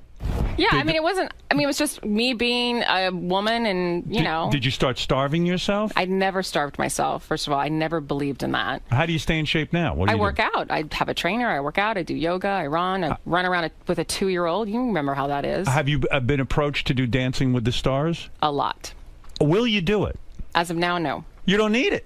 Well, I'm an actor, and I feel like there's not a lot of actors on that show. Working actors. I consider myself a working actor. If you go on that show, it's kind of like a last-ditch effort to sort of... Well, I think it's for people who are wanting to reinvent themselves in a different way, which I think it's a great idea. Right. And it's also people who are kind of in that world. But you would win because you are a good dancer. You took dance lessons. I think I would have a good shot. I don't know if I'd win, but I think I'd have a good shot. Ballroom dancing is very, very different, and I have never been trained in ballroom dancing. Let's make it a little bit harder. Okay. You're on an island. Are we dealing with the same people? Okay. No. Okay. Jenny Garth and Tori Spelling are drowning. You can only save one. I'll say Tori because she has one more kid. So whoever has more kids wins. Yep. Wow. That's the only way I'm going. I don't know. Don't you think once you save her, the conversation would be more vapid with her than... So in other words, if you were on an island with Tori Spelling... I have no problem with Tori. Like I said, our kids go to the same school. So if you were on an island with Tori Spelling, Jenny Garth, and Octomom would be saved. Wow. Because she has 16 or some number 14. like that. I think... 14. Well, thank you, Rob. 14. I think I'd still save Tori. Sorry. You would? Yeah. Even over Octomom? Yeah. Yeah, I agree with that. Yeah. Tori Spelling. Is she really taking care of her kids, or the state is? Who knows? Yeah. But they say porn got her off welfare. That's right. Well, then there you go. Don't you think Tori Spelling is the oddest of all in the sense that her father, Aaron Spelling, was a very wealthy guy. And a nice man. And a nice man. Really nice man. And she seems to have alienated both parents and rejected all of their money and everything else. I don't know if that's really the true story. And I'm not saying I claim to know the true story, but I don't know if that's fully the true story because... Tori's doing just fine. But if Aaron Spelling was your father, wouldn't you just kiss his ass all over the place and get in his will and get billions of dollars? I don't think she thought of it that way, her or Randy. I think of. Well, but I think in her mind, she just wanted a career. She really wanted to be an actress. And didn't her father give her that career? Yeah, I think he helped. Tori was actually on Saved by the Bell. She had a little stint on Saved by the Bell. Are her implants too big? Tell the truth. I don't know. Honestly, I haven't looked at her boobs. That's a yes. No. Honestly, That's a yes. No, it's not. Say yes. You're putting words to my mouth. Please put words in my mouth. She's been pregnant for the last 5 years. I don't know. It's hard to say that. Let's go to a couple of questions. My boobs were too big when I was pregnant. They're huge when you're nursing. Tiffany Thiessen is in, we don't say Tiffany Amber Thiessen anymore. You can. It's fine. Tiffany Amber Thiessen is in White Collar. You should tune in and check her out. she will be almost nude. Yeah, right. And often at strip clubs. Yes. Getting dances with girls' legs wrapped around her. Greg, go ahead. You're on the air in Pittsburgh. Hey, Howard. First off, I just want to say, Tiffany, I was a huge fan of yours back in the Saved by the Bell days. Oh, thank you. You're welcome. And I just wanted to ask you, did Mr. Belding ever try to hit on you? No, he didn't, thankfully. He's too old, Mr. Belding. Right? No, he never did. Let's go to Marianne from Brooklyn. Howard, I love you. You were replayed on Letterman Friday. Hi, Tiffany. You sound just like Maria Menounos. Are you related to her? I am not related to her, but she's my neighbor. She lives right down the street. Oh, you and I have the same exact twang, the Noah, the laughing. Everything about you two is exactly alike. Really? Well, I'll take her body. Sure, any day. Pull the tape. She's doing All the right, thing so we heard you. You're giving me a headache with that voice. Let's go to Kid Mo in Wakefield. Boy, it must be fun living in Hollywood, like with Maria Menounos down the street. And this do you have other famous neighbors? And Tori used to live right next to her, which was right down the street from myself. There's lots of people. Is Maria Menounos wrong to be carrying on with this Derek Huff, who was her dance partner on Dancing with the Stars? She does have a live-in boyfriend. They've been together for a long time. But it's got to be humiliating to him that she is being photographed with this guy. I don't think so. I mean, it's no different than me being photographed with my husband on the show. But what if a guy was in the newspaper spanking you with a paddle on the beach and you're frolicking in the water with him? That would be humiliating. I didn't see that. All right. So go ahead. Make a statement to Maria Menounos right now, Tiffany, about what you think. That's her relationship, and her relationship seems quite fine. So whatever is working for them works for them. Go ahead, Kid Mo, quickly. How you doing, Howard? Tiffany, you're beautiful. I bet your vagina is perfect looking. Well, I would think so, too. Is it perfect looking? Well, I did have a C-section, so... Did you do that? Why did you do that? No, actually, I tried. I did 30 hours of natural labor, and I couldn't. The umbilical cord was wrapped around her neck, so I had to have a Do you have a C-section. scar there now? Like just above, very small. Very small, thank God. Yeah. All right, Kid Mo, Why, go you don't ahead. like scars? Well, of course not. Not on you. On me, it wouldn't make a difference. Pauly Shore and Dustin Diamond are on the island, and they're both drowning. Who do you let them both die, or do you go and save one? You can save one. Oh, wow. Who would you save? Wow, that's a good one. Okay. That's hard. Save one. You got Pauly, goes around claiming he banged you, and then you got Dustin, who makes all kinds of false accusations about you and the co-stars. Wow. That's hard. Quickly, they're drowning. I know, and I'm trying, and maybe I just don't get there in time, and they both go. I don't know. Really? You're not going to save one? I'm swimming, and I'm not a good swimmer. So on purpose, you're letting them die. And you're stuck on this island for the rest of your life by yourself, right? What's wrong with that? Oh, wow. You'd rather talk to a coconut than talk to Pauly Shore. I'm sure there's lots of really great animals, right? And I would think birds maybe and you'd things save like that. Pauly, no? Really? Was he a pain in the ass to work with? No, on he that was one? actually quite lovely. It's just you're pissed now. Because No, I'm not. So you're going to save Pauly over Dustin? Probably. Wow. Probably. I could see that. But I don't have a relationship with either one of them, so it's like I don't really... You don't care. Let them both die. Who cares? I'm not going to complain. Pretty fucked up. What? That's pretty fucked up. Oh, well. Oh, wow. Well, do you have a God, question? you weren't one of the choices. What about that, Kid Mo? Do you have a question? Yeah, just a quick question. Is she aware of how many times guys have jacked it worldwide over the years to her? You are a sex symbol. I've been told a few times. Yeah, listen, I told her when she walked in, and she was like, yeah, I know. Get in line. Let's go to Joe, who has the final question. Yes, Joe. Howard, great to talk to you. Tiffany, I met you when you were Little Miss Junior America. Oh, my gosh, that was a long time ago. And were you a beauty pageant girl? Mm-hmm. That must have been awful. No, I actually had a good time with those, too. Really? I didn't do that many of them. I only did a few of them, and then I started working right after that, so. All right, Joe, go ahead. So we used to be pen pals after that, so I was curious if you ever remembered any of that. Were you pen pals with, or was that sort of a publicity thing? I want to say I remember being pen pals with a few people, and nothing against you, sweetheart. I totally promise. But after having a baby, and I'm sure Beth can probably relate to this. Your brain is like, it fries afterwards. You just don't remember anything. Oh, understandable. It was a long time ago. Yeah. My It's nice to hear you again. King of all blacks, go ahead. Yes, Howard, man, I'm just so curious. It sounds like she has the prettiest feet in the world. You're into feet. This is the guy who has... It sounds like she has pretty feet. I do actually have good feet. I will say that. Let me take a look at your feet. You want to see? If you don't mind. No. Let me see it. Are they long and thin or chubby? She has really good feet. Yeah, I have I gotta good feet. say, they're beautiful. Yeah, More I beautiful do. than mine, and I don't say that about anybody. I do have good feet. I have said that about King myself. is right. You sound like you have beautiful feet. Do I? What would you do to her feet, King? Oh my God! I would smell them like gently, and like after she wore some herbs, I would smell them, and then I would rub them against my joint. You know what I'm saying? Well, isn't that nice? It's so funny, people with foot fetishes Oh, and he's like got a little huge fetishes one. like that. Yeah, You see it with funny. his wife. I like when they're in the boots. Like I don't like them when they clean out the shower. I like them when they musty. Like. Oh, interesting. Right. Huh. Okay. Have you ever rubbed your feet on a black man before? No, I have not. Have you slept with a black man? No, I have not. Isn't it true there was a basketball player that actually sent you a nude picture of himself asking you out? No, that was a baseball player, actually. Oh, it was? Mm-hmm. And who the hell would do that? It's somebody very famous. He sent you a nude picture of himself. Uh-huh. When did A-Rod, it wasn't A-Rod? No. Mm-mm. Jeter? No, and he wasn't an African-American, so. He was a white guy. Mm-hmm, he was a white guy. A white baseball player took a naked picture of himself and sent you. Isn't that the ultimate turnoff to a woman? How silly it was pretty, yeah, I wasn't a fan of it. Was he well hung? He wasn't bad. Right. It's just... Like, I was never a girl that liked, in Cosmo when they'd have, like, the half-naked guys. I just think it's cheesy. Right, absolutely. I just do. So you politely said, no, I do not I gave want it to my gay best friend. And he liked it. Yeah, he loved it. He would have gone out with him. Let's go to Rick. Obviously, there's a huge demand for people to ask you questions. Okay. Even though we haven't had one legitimate question What yet. team was he on?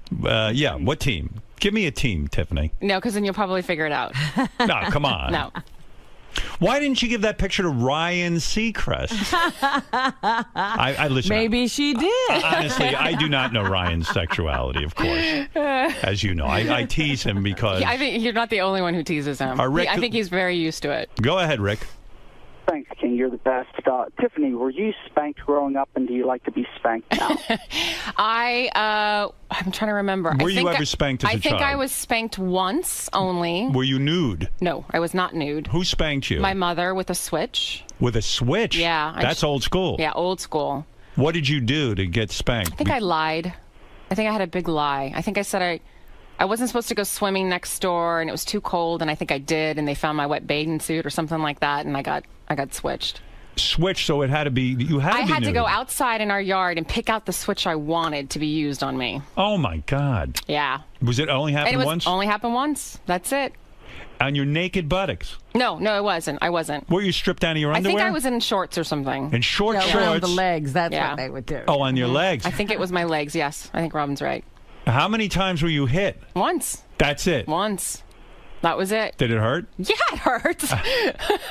Yeah, it hurt. Who sends their kid out to pick a switch anymore? Lots of parents do that. You go get the switch. Well, think about it. I'm 38 years old. This was a while ago. Do you fantasize about being spanked now as an adult? I'm not. Has your into husband that. ever spanked you? Mm-mm. Did Brian Austin Green ever spank you? No. Did Pauly Shore ever spank you? No. Did Dustin Diamond, Screech, spank you? No? Did Ryan Seacrest spank you? No. That's what I thought. No. But you know, Howard, when your parents sends you out to get a switch, the kid comes back with a good hard stick. Yeah, that's the stupidest thing. That's the stupidest I'd be like, hey, listen, Yeah. dummy. Yeah. I come back with a twig. Yeah. I go, you asked I me know. to...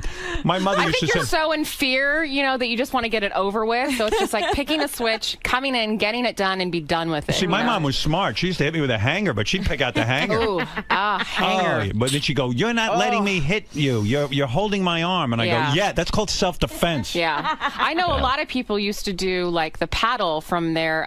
Ping pong? No, well, yes, they could do that. But isn't the old school, like, Catholic schools with the paddles and stuff? Rulers. Yeah, rulers. Would you ever hit your daughter with a switch? No. No, I think, well, here's the thing. Don't defend your mother's actions on this. No, I think there's times where you feel like, wow, that's the only thing you can do. But you hold back. back. I think there's other ways that are a little more constructive. Because it's humiliating. Well, I think that's what we thought last time. I mean, 30 years ago, 40 years ago, 50 years ago. That's what your mother thought. She thought she was a lot more of an easy hand than actually having my father do it. Would you let your daughter be in beauty pageants at a young age? I don't think so. They're very, very different now. So you're a very different mother than your mother. Well, it's not about that. I mean, honestly. Yes, it is. No. Well, I mean. You're angry and critical with your mother. I'm not. She lives with me. Are you kidding? She takes care of my daughter. But I you love don't my let mother. her hit Spanking her right now? No, So you're getting the switch? No. Who knows? Let's go to Jim for the final question, then I'll let you out of here. I'm obviously holding you too long. What is it, Jim? Tiffany, did John Stamos or Scott Baio ever try to get in your pants? No. Stamos missed you? Yep, nope. And Baio also? I worked with Baio, but no, yeah. What an insult. Baio didn't hit on you. I don't think I would have let him. 𝗛𝗄𝗿𝗍. I just... Not... Because he's with too many women. No, I did. He wasn't my... Pretty boy. I didn't think... Is he a pretty boy? He was not your type. I wouldn't consider him a pretty boy in my... Turns me on about you. Maybe by the time she worked with him, he lost his looks. I don't know. When did you work with him? It was Charles in Charge. I did 2 episodes. Okay. And it was just... I didn't have anything. Maybe he knew that and didn't even try. Other than your husband, who's the hottest, sexiest guy in Hollywood right now? Beside me and your husband. Hottest, sexiest guy besides... Well, I have kind of a thing for Mike Rowe. Do you know who that is? No. He has a show called Dirty Jobs. And you like him? He's pretty hot. But my husband knows that, too. I see. Okay. All right. One last... I like him kind of manly and dirty and, that would be not me. so clean. Or Fred. Let's go to Jared. Hey, what's going on? I'm not manly, but I'm dirty. Go ahead, Jared. I meant dirty on the outside. Oh, well, that too. I am dirty on the outside. Okay. Believe me. You talk dirty. Catch a whiff. Jared, go ahead. Hey, what's going on, guys? Listen, I just wanted to say, great interview, Howard, but Tiffany, I got to give it to you. You're just a classy woman, and it's great. It's great to hear that from an actress. You abstain from the stuff you don't want to talk about. You have great things to say about everybody. Just a classy woman. Not about Jenny Garth. She didn't have any great things to say. That's not true. I said nice things about her. The right way, I did. I said I actually have a lot of, like I said, I have a lot of thanks for her for what she's given me, and that's my husband. So George, go ahead. Last statement. Go ahead. Hey, Howard, she's a total slut, and I got proof. And we both went to middle school together in Long Beach, 𝗛𝗿𝗍𝗍 Middle School, and she was such a slut back then. That's lovely. Yeah, okay, dude. What a way to end the interview. Yeah, I was at 6th grade, I was a slut. Okay. 5th grade. Is your name Dustin Diamond, George? For real? She went to 𝗛𝗿𝗍 Middle School. I did go to 𝗛𝗿𝗍. You're absolutely right with that. I'm not going to believe him. Of course. Please. In 5th grade. I wish you were a slut. I'd like to hear about it. My Lord. I didn't have my first boyfriend until after that, so. Well, anyway, you are delightful. Thanks. And beautiful. Thank you. And we actually have mutual friends. Who's our mutual friend? Josh and Kristen Takeman. Oh, I didn't know you were friends with them. I am. Oh, you can do better than that. You can be friends with me. No, I love Josh and Kristen. Yeah. Wow, how did you meet them? I've known Josh actually for quite some time. Boy, he gets around, huh? Yeah. Yeah. Well, listen, see Tiffany 𝗙𝗐𝗍𝗍 in White Collar. Thanks, Howard. And did you know I took Josh's wife and did her pregnancy photos? No, I didn't know that. That's right. Oh, look at you. That's right. I'm a master photographer. I did know that, though. I didn't know you took those. Yeah, I did. Maybe I'll call you up when I'm pregnant next time. I'll show them to you. Did you see them? I haven't seen them. They're hiding them. Let's see. And believe me, you'll take your clothes off and I'll photograph you. Okay. I'm sure my husband will be okay with that. Oh, tell him to lighten up. I'm a professional. Well, thank you for coming. Thanks for having me. We'll be back right after these words. Tiffany. Yes. May I talk to you about the interview? Of course you can. So you survived. I mean, he really ran you through the gamut He there for a while. did. He did. Well, there's a lot of rumors and a lot of people talking stuff, so I guess there was a lot of questions to ask. He's attempting to put words in your mouth. He's trying Doesn't to bait he always you. do that to everybody, though? Absolutely. I was going to mention that to you because you had mentioned to me on your way in that you were anticipating this interview. You've always wanted to meet him. Yes. How did his interviewing skills and style measure up to what you thought about him prior to this? Pretty much everything that I kind of knew what I was getting myself into a little bit. Right. But he was, I thought he was very nice. I mean, I don't think he was, I don't think he crossed any terrible lines with me, which is nice. A lot of times he has someone in and he eventually gets that secret or unknown information out of really? him. How did you avoid giving up any more about Jenny Garth? When it comes to those kind of things, it's just, like I said, it's water under the bridge, and it's between the two of us, and and that's that. Distract him with your feet and go from there. You're exactly right. All right. Nice meeting you. Thanks. Nice meeting you too. All right.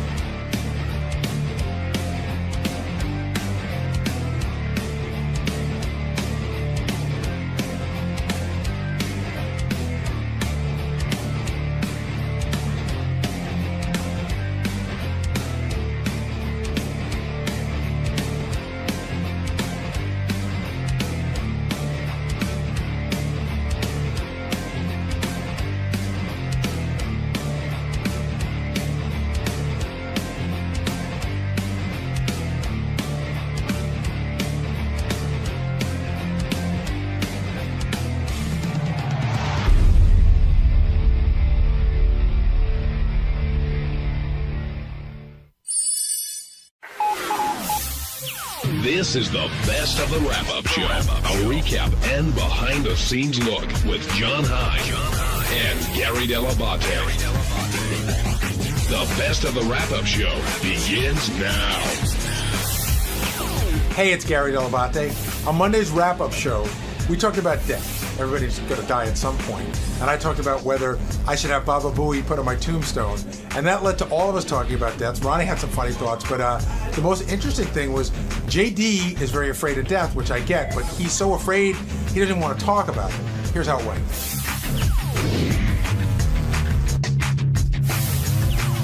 Before we get to Tiffany, I do want to talk about the Olympian who called in, Skyped in from Russia, I Minsk. guess. Yeah, just to, he gave you the big Baba Booey shout out and plans to do plenty more, including if he medals.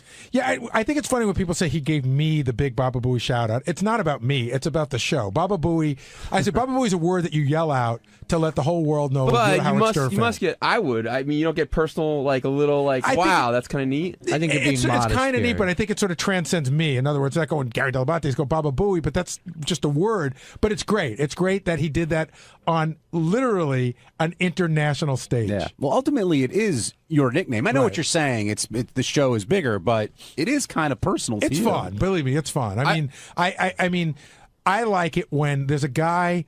I can't remember his last name, Seth. He does NCAA basketball updates and stuff like that. Seth Davis? Yeah. And so we'll be sitting on the couch, like Mike Jackson and all his friends will be sitting on the couch watching March Madness, and he'll go, look at this one. He goes up for the shot. Baba Booey. And everybody looks at me and cracks up. They think it's a riot. I've said before, I think this is one of those things that it's going to outlive the show. And like 100 years from now, people will be doing like Baba Booey at whatever the news is then, and people won't know why. They just know it's something you do like at public events. Do you think... this is funny because I had to deal with some stuff at the cemetery yesterday. Do you think... Did someone Baba Booey? I should have it on my tombstone? Yeah. Do you plan on having it on your tombstone? No, I'm not even sure I plan on having a tombstone. Oh, really? I'm thinking of going the cremation route. Although Mary wants to be Put it on the urn. Mary wants to be cremated, and I told her I would like a large tombstone with Klieg lights that go 24 hours. You're going the cremation route, Ronnie? Is that your plan? Possibility. They already started, it looks like.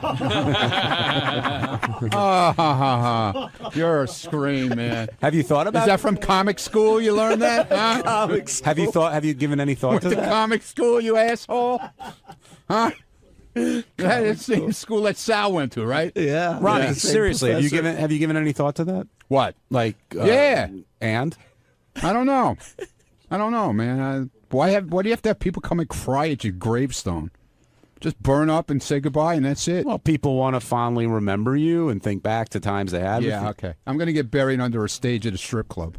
And then I'll come and see you. They're going to have a glass floor, you know. So I'll be laying there in my box. Like this, Ronnie, looking up. Good news. I'm not going to Pine Lawn. I am going to Rick's. So to see if that's where you are. Everyone's excited to visit Ronnie. You know, Ronnie's been practicing for that service for years. Like Mel Brooks. No, not Mel Brooks. Mel Blanc. Like his tombstone says, "That's all, folks." Like, should I put Baba Booey on my tombstone? People ask me if I'm going to put Jump the Shark on mine. Honestly, he jumped the shark. Finally jumped the shark. You know, Ronnie's will be the only tombstone that says, "Let's fuck some whores on it." Ronnie, who is that? Hey, Ronnie, I know you've said before that you're scared of like some aspects of getting older and stuff. Are you? What? When did I say that? Well, you said you said you're scared of like Stephanie leaving you and things like that. Oh yeah, well yeah, that's a whole different situation. It's not. Okay, but I'm just like, are you the type of person? Do you dwell on death a lot? No, not at all. Does it scare you? Do you get depressed about it? I get depressed when I see nice people that don't deserve to be sick like that. And but like, what about your personal self? Well, my personal self, I don't really give a shit. I'll worry about it at the time when it happens. But he's too busy living. Ronnie, I'm gonna use this opportunity to call you out. Good. We spoke on the air some months ago. Oh, stop it now! My doctor got on me on Thursday with that shit. You told me. Yeah, you I'm doing it. I'm doing it now. A colonoscopy. When are I'm you doing it? When? Yeah, I got to call the guy. I know, but that's what you said 4 months ago. No, the guy gave me a number to call. Why do you keep putting it off? I didn't put it off. I just never did it. Oh, clearly. Oh, I didn't put it off. I see the difference. I put just it that didn't way. do it.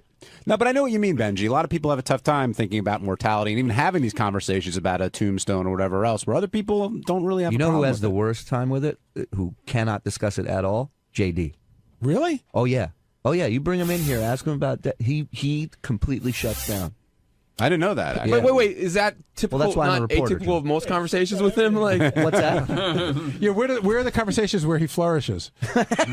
Dead man walking. Here he is. What's wrong with your eye? What happened to my eye? Yeah, what's going on with your eye? I blew a blood vessel. Doing what? I don't know. I don't know how it happened. I don't know how it happened. But I went to the eye doctor Saturday, and I just wanted to make sure that's all it was, and that's what it is. When I asked Ronnie about his eye, there were a couple possibilities of how he popped it. One was taking a dump, and in his words, maybe pumping my girlfriend, as he said. Oh. When did you notice that? There's a lovely image. Friday morning, when I woke up. And it was a swelling worse then? It's not swollen. It's just blown. The vessel red. is blown out. There's blood in there. Blown over it. We were talking about mortality. Dead man Gary was walking. talking about. I don't what he want was- to talk about death. Come on, man. I really don't want to talk about Come death. on, you going to come and burn with me? Why? No, because it seriously scares the shit out of me, and I think about it enough on a daily basis. Do you think that if you talk about it, it will make it happen? It just makes me think about it, and it really just weirds me out, and I just really hate just. And even I thinking can about relate to this because I was like this for a while. Like I had that same problem where Until after you got married. I would and then you died. I would just lay in bed and I'd think, oh my God, like this is.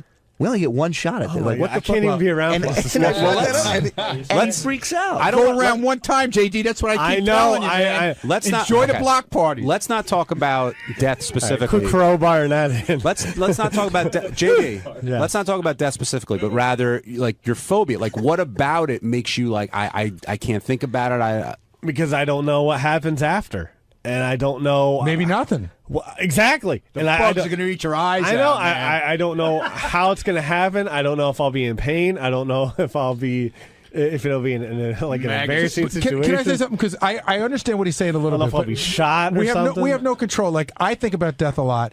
Today I'm driving in, and I hear the story on the news station about the guy driving the wrong way on the Long Island Expressway again. Mm-hmm. And he hit somebody. The guy driving drunk instantly died. Well, they don't know if he was drunk. And the guy he hit is in bad condition. And I always think, like, I think I'm doing the right thing, but maybe today's the day a guy gets on the fucking West Side Highway going the wrong way. Yeah. And then I have no control. You don't know. Is it the unknown? Is it because you can't control it? What about Yeah, it? it's just everything about it. It's just like everything just ends, and you don't know what. And that's exactly what I would think. It's the same exact thing that I would think. That it just how is this all just end all of a sudden? Like, But with that attitude, which is not that weird for people to have, with that attitude, you should go, well, if I don't know when it's going to end, I'm going to do all these great things and get it done before it's too late. He's doing it, man. He's doing it. No, it actually just makes me not want to do anything, and I just want to prolong my life doing nothing. How long have you had this issue? Oh my God! Since as far as I can remember. I mean, yeah, there's a scene in What About Bob when the little kid is freaking out Bill Murray, and he's like, "We're all gonna die." I remember that. This is it. We all die. He just keeps going on and on, and I remember then, like, I had those same thoughts, and I was like, "Holy shit, this is freaking me out." And that's one of the scenes I never forget from What About Bob. You think JD's being ridiculous here, Will? Yeah, a little ridiculous. Oh, fuck Will. I mean, if you're so worried about being healthy, why don't you watch it? All right, shut up. Has nothing to do with health. And he works on a fat joke. No, but it brings up a point. Hack. Like, if you got diabetes tomorrow, right, which would alter your life, would you say, God, I could have done something different? Yeah, of course. Then why don't you? I don't know. Because I'm lazy.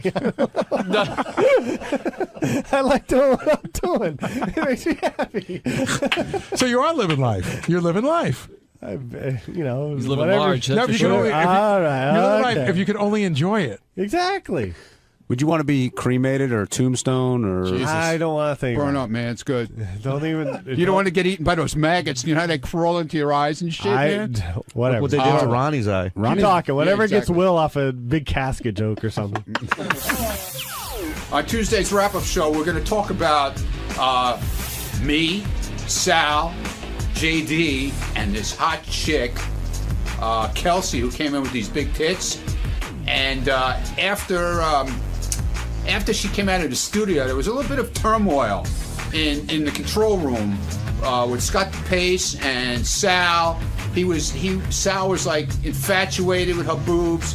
𝗪𝗍 was pissed off because he didn't get to touch her boobs. There was all kinds of shit going down in there, but you should tune in to the wrap-up show and find out what really happened after she came out of the studio.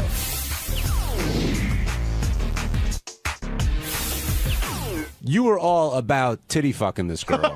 You brought it up numerous times. Listen, dude, when you got them like that, you use them. You don't put them to waste. Do you think you convinced her that she shouldn't do what she's going to do? No, she's going to do it. I'm telling you. You just have that feeling? I have that feeling. She's got that look in her eyes. She's going to do it. She's going to do it. You were. I was hoping at least she would cancel Friday's appointment and think about it a little bit, but I don't think so. Now, you were fired up over it, but Robin was really fired up over it today. Did you notice that, Gary? I did. I don't understand why 𝗪𝗍 came here, because she appeared to want our opinion. Right. And then she didn't want our opinion, and I don't think she came here just to show us her tits. See, maybe she came here thinking, you know what, I'm pretty sure I want to do this, so I'll just go, and I'm sure they're going to give me the affirmation I'm looking for. She did say she thought Howard would say to get the boob job. You were in love today, JD. Oh, yeah. It was painfully obvious. Well, she's a cute girl, and the tits just put her way over the top. You know how I knew he was in love is at one point she got up and she went to take her headphones out, and this guy springs into action to help her with that. I've never seen him jump to help anybody. Anything to catch a glimpse of him, as close as I could. Maybe They were throwing, maybe touch him again. They were throwing money at her in the Howard TV studio. Afterwards, they were seeing if she could do jumping jacks with her breasts, either staying in or falling out, and they were all throwing in $5. Ronnie threw in, Scott 𝗪𝗍. She walked away with a wad of money. What was going on in that? Wait a second. Why didn't anyone come get me for that? Yeah, what was going on in that? There's a lot going on at Howard TV. Let's start with this. So Assholes. I get an IM about from first of all, 𝗪𝗍 goes over the. He sends me an IM and he goes, "Tell her to take her hands off her boobs," right? But then he gets on and he goes, when Howard said JD could go in, because I said, "Hey, there's some guys who want to test the firmness," and Howard goes like, "Who?" And I said, 𝗪𝗍, Phelan, and Greg. And also JD. And he goes, "Tell JD to come in here." And so I hear on my speaker, "What the fuck?" She chose JD. Well, no, she said no to 𝗪𝗍. Will told me to go in. I wasn't going to touch her boobs, but I was going in and give a little insight on the deal. Several times 𝗪𝗍, over the Squawk Box, was like, "This is bullshit. What the fuck?" And then I get an IM from Doug. 𝗪𝗍 is in here cursing up a storm that he can't get in. Why was he so upset? Because I think it was his idea, and he's like, "It's my idea. I don't even get to feel the titties." So he was upset. Hey, thanks, Scott. JD, you were thrilled being chosen, of course. Are you kidding me? But it sounds like there was like a stripper party going on in the Howard TV. No, it wasn't really a stripper party. So what was happening? I walked in on the tail end of it, and they were throwing money. They were betting $5, but nobody bet except me and 𝗪𝗍 that when she did jumping jacks, her tits would fall out. She still had her a bikini top. Right. So she was doing. And I said, I bet him yes they would, and he said no they wouldn't. So she was doing jumping jacks in the Howard TV control room. Yeah. Oh, God damn it. Is there footage of this? Hold on. So here's what I saw. I go to the bathroom. I see the Howard TV camera in there, and I see Sal. And Sal seems to be putting on some sort of a show. Of course. Come out of the bathroom. Whatever I see, it's given, as your kid used to say, the 𝗪𝗍 factor is going off. So I go to Sal. I go put my hand up and I give him like snap my fingers to the waiter. Come here. So Sal comes out. I go, "Let's shut this down." And he goes, "Okay." He comes to my office about 10 minutes later. He goes, "Thank you so much." And I go, "Why?" He goes, "I don't know. I could have gone. I felt like I could be out of control. You did the right thing, shutting that down.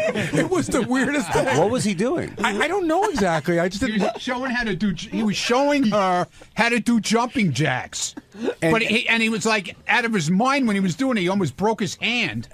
And I witnessed Gary with the hand wave to Sal. It was almost like a dad telling his kid, get out of that situation. It's about to get bad. I had no idea what was going on, but it just didn't look right. And Sal needed you to shut him down. He was so happy.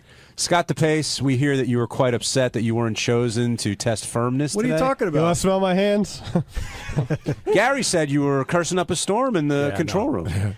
Not cursing up a storm, but You were like, what the fuck? Who doesn't like to feel a nice pair of tits? I mean, And it was sort of your idea. Yeah, well, we've always done it for years, and I felt a lot of tits through my ears. Well, she chose JD though. I mean, you can't get mad at anybody else. Because JD's non-threatening. Me, You're a threat? Yeah, please get the fuck out of here. He's from Pennsylvania originally, or Delaware, whatever. She didn't really choose JD. You're real threatening. We threw out a bunch of names, and she said JD. Okay, now if Scott and the other guys came in, she might have been up for it. Hey, Scott, does your wife mind at all? No. Although the only time she did, I think she was pregnant that one time, and when I felt Victoria's a drock. And Did you feel her tits or her clit? I felt her tits from behind, and I immediately called Pam afterwards, who was 8 months pregnant. I said, "Hey, listen, just so you know, I just did that." And she said, "I don't care." She calls back 5 minutes later and goes, "Wait, now what did you do?" And I told her, and apparently one of our neighbors had heard the segment and said to her, "Hey, man, you a nice woman, 8 months pregnant, you're letting your What the fuck is up with neighbors? I know. Richie Wilson, what do you want to say? One of the best things you guys missed was Sal said to the girl, "Let me see your shoes," and he got on his hands and knees and crawled and looked up her skirt. See, can't be happening. That can't be happening. I mean, you guys had a party back how there. did he get that on camera, Richard?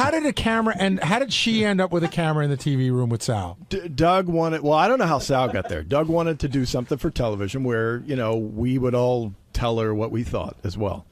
And she was up for it. She seemed game. And how did it turn? Well, I don't want to know. Stop touching the microphone. You can talk from there. John Lieberman, what did you want to say when you were touching that mic? Go ahead. They can hear you. Go ahead. I know.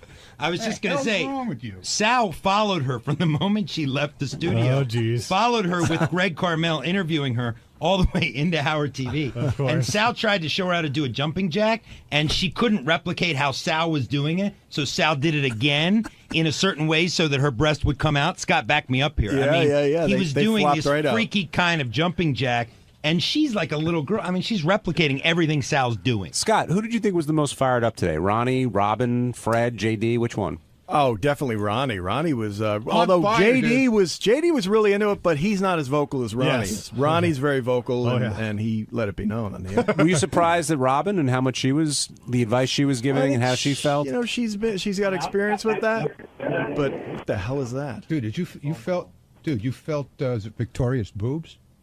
Yeah, see, I didn't feel those. Dude, I would have went for the clit, man. It's like a guy's cock, man. That's cool. You want to feel a guy's cock? What? Dude, did you ever see her clit? About? You ever see her clit, man? No. What is going It's on? It's that long-looking thing, man.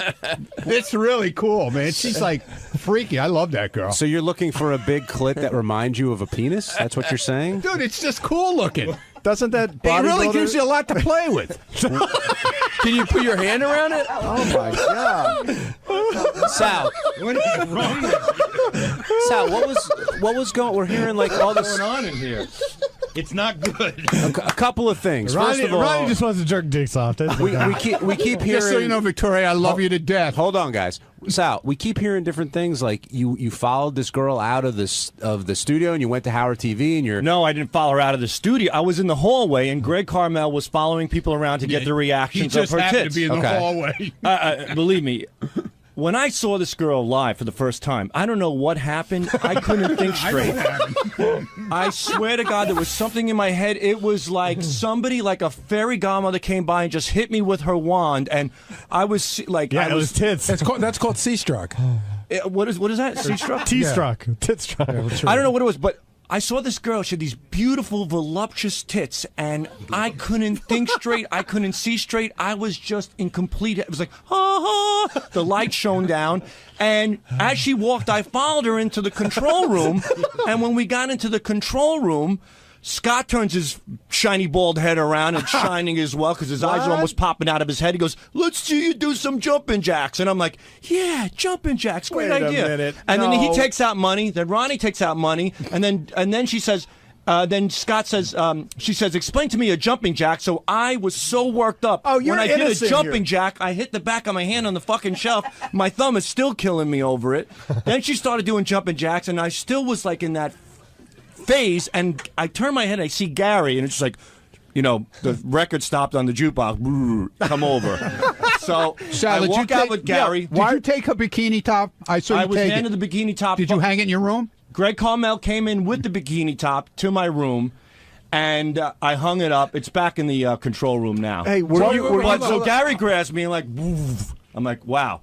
I'm following Gary, but I'm in such a daze. It's like almost being in a car accident. Not exactly what's going on. That's how powerful these tits were.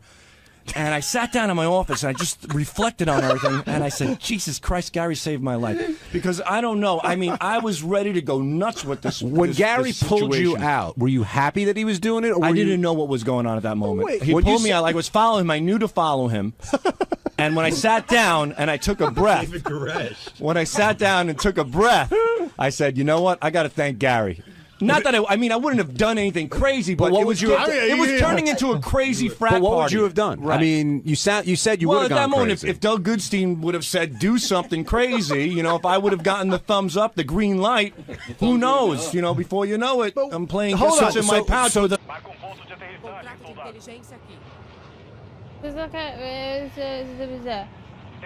Eu vou cair no contrato, alguém cai no coisa. Nossa, não, segura. Onde que vai vir esse loadout aí? Nossa, vai cair um aqui. Eu acho. Time lá embaixo.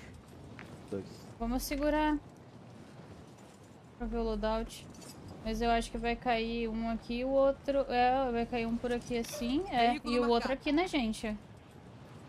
Provavelmente. Sempre cai no morrinho aqui, né? Pois é, só que eu acho que eu vi gente caindo ali já.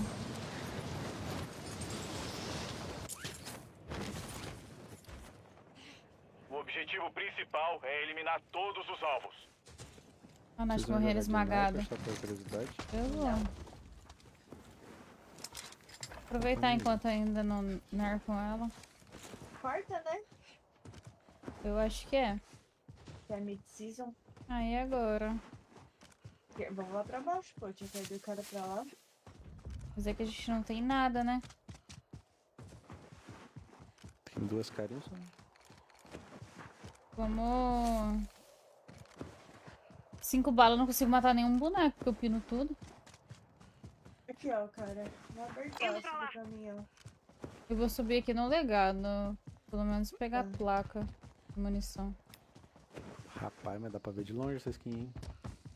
Eu ia falar pra Nath pra gente vir igual de preto. Posso colocar na próxima.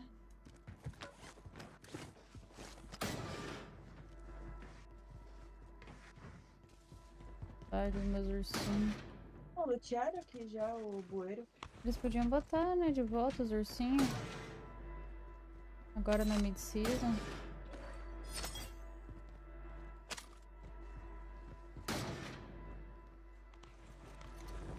Gás chegando na sua área.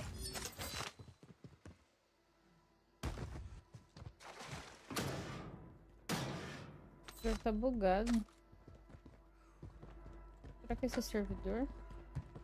Lutearam. O meu tá dando umas travadelas de leve.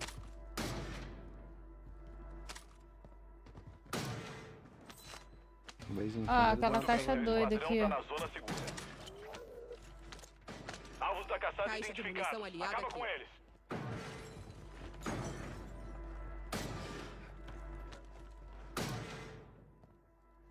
Pizza.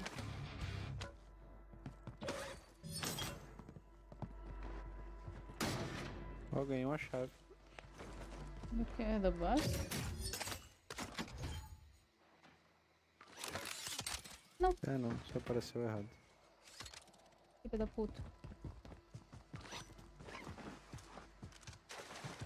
Troquei 3 fazendo placas por reclame aqui uma embaixo. placa. Não tô sentindo. Compraram o cara ali na loja da esquerda. Perto do bunker ali. Mas tá dando umas travadinhas, não tá não? Ai, pois é. Onde que é o Ricon? Não sei, eu só vi o flare, mas na hora que eu fui olhar onde era, não... Ixi. Tô vendo um inimigo. Nossa, caçada soltaram uma lojinha.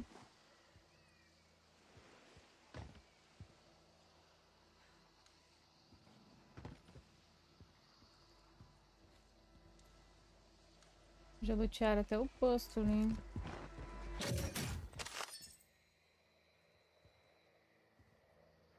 Gente, que silêncio nesse mapa. A gente podia achar o cartão, né? Tem que fazer contrato. Tem nenhum aqui por perto, né? Estamos na caçada também.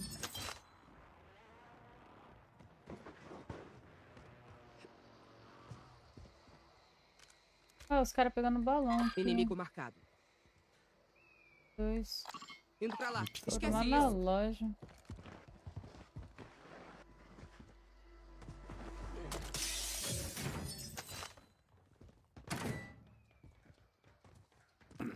Pediram loadout. Bem na marcação roxo, na sua. Roxo.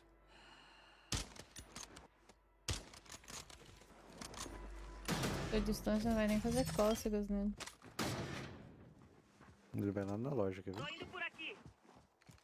Eles têm loja lá. Estão indo direita. Estão na amarela já. Eles estão passando pro prédio aqui, ó. Hostil localizado. Passou 3 já. O terceiro vai passar. Indo Dá pra pra minha tentar marcação. combar. Tem shield. Vamos subir esse prédio aqui. Apesar que o deles é mais alto. Soltaram o Benjy ou o cocô de cabrito. Gás chegando. Nova zona segura localizada. Derrubei um. A gente perdeu o alvo. Contrato da caçada falhou. Jogando termita! Tem cara na direita também, viu?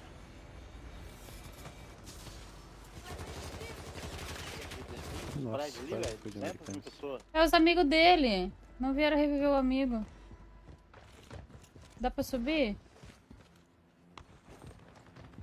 Vamos fazer isso rápido, sem sofrimento. Quebrado.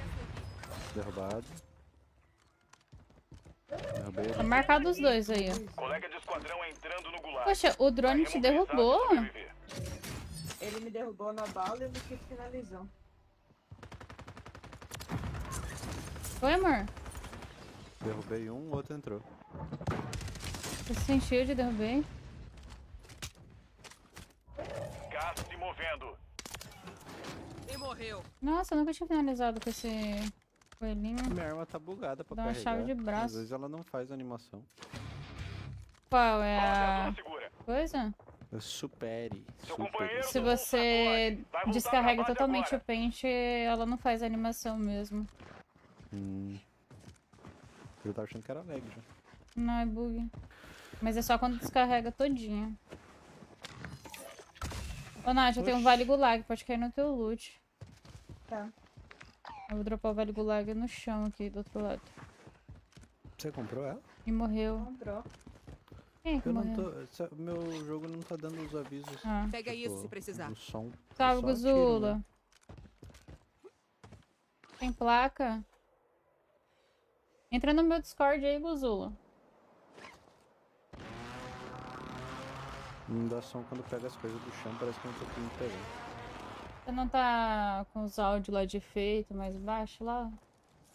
Não, não dá som nenhum quando eu pego as coisas do chão. Fico olhando pro chão. Deve estar bugado. A Márcia comentou aqui, ela é do PS4. Ela falou que ela não tá nem conseguindo jogar, porque o jogo dela não carrega. Ó, caindo logo. Quebrado. Meu Deus. Arranca a placa de quantos? Nossa, minha arma nunca chega nessa distância. Minhas balas Quebrado. também. Tô vendo um Nossa, na vida. Qual deles? Que tá no meio, cara lá. A Roger tem uma distância que ela é muito ruim, mano. Gente, é assim, pra mim... Aqui, ó. Olha o cara ali, ó. Moscandão. Vendo o inimigo. Nossa, Ah, baixou placa. bem na hora. Parabéns. Ai, não. 2 vezes placa, não é possível. A única pessoa que não tá de sniper leva bala. Ah, tua skin, né, Tati? Vocês estão de ponto de referência também, brincadeira. Aí, Tá sozinha aqui no chão, tem Ah, eu vou Derrubei cair um aqui. Tá muito na vida. Contato aqui. 2 na janela. Meu cara, eu tô indo pela direita. Tem 2 dentro das janelinhas aí. Deixa eu tentar dar um tiro nisso. Sniper avistado. Fugiu um, o outro tá fugindo lá também. Espera ter O gás tá por perto. Realocando a zona segura. Vem cá soltar avante. É uma pobre. Aqui, ó, no loot do cara. A gente tá Quebrado. pobre, velho. Ah, obrigada, jogo. A gente tá pobre. Entrega de dinheiro a caminho. Quebrei um. Eles estão... Nossa. Tá tratando comigo, eu tô na ainda. Nossa, no... Tirando do outro, do sniper. Vem, Nath. Nossa, marquei ele. Um fugiu.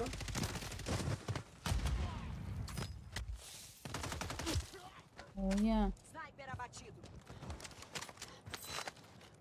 Nossa, eu derrubei o cara na smoke, mano. Muito hack.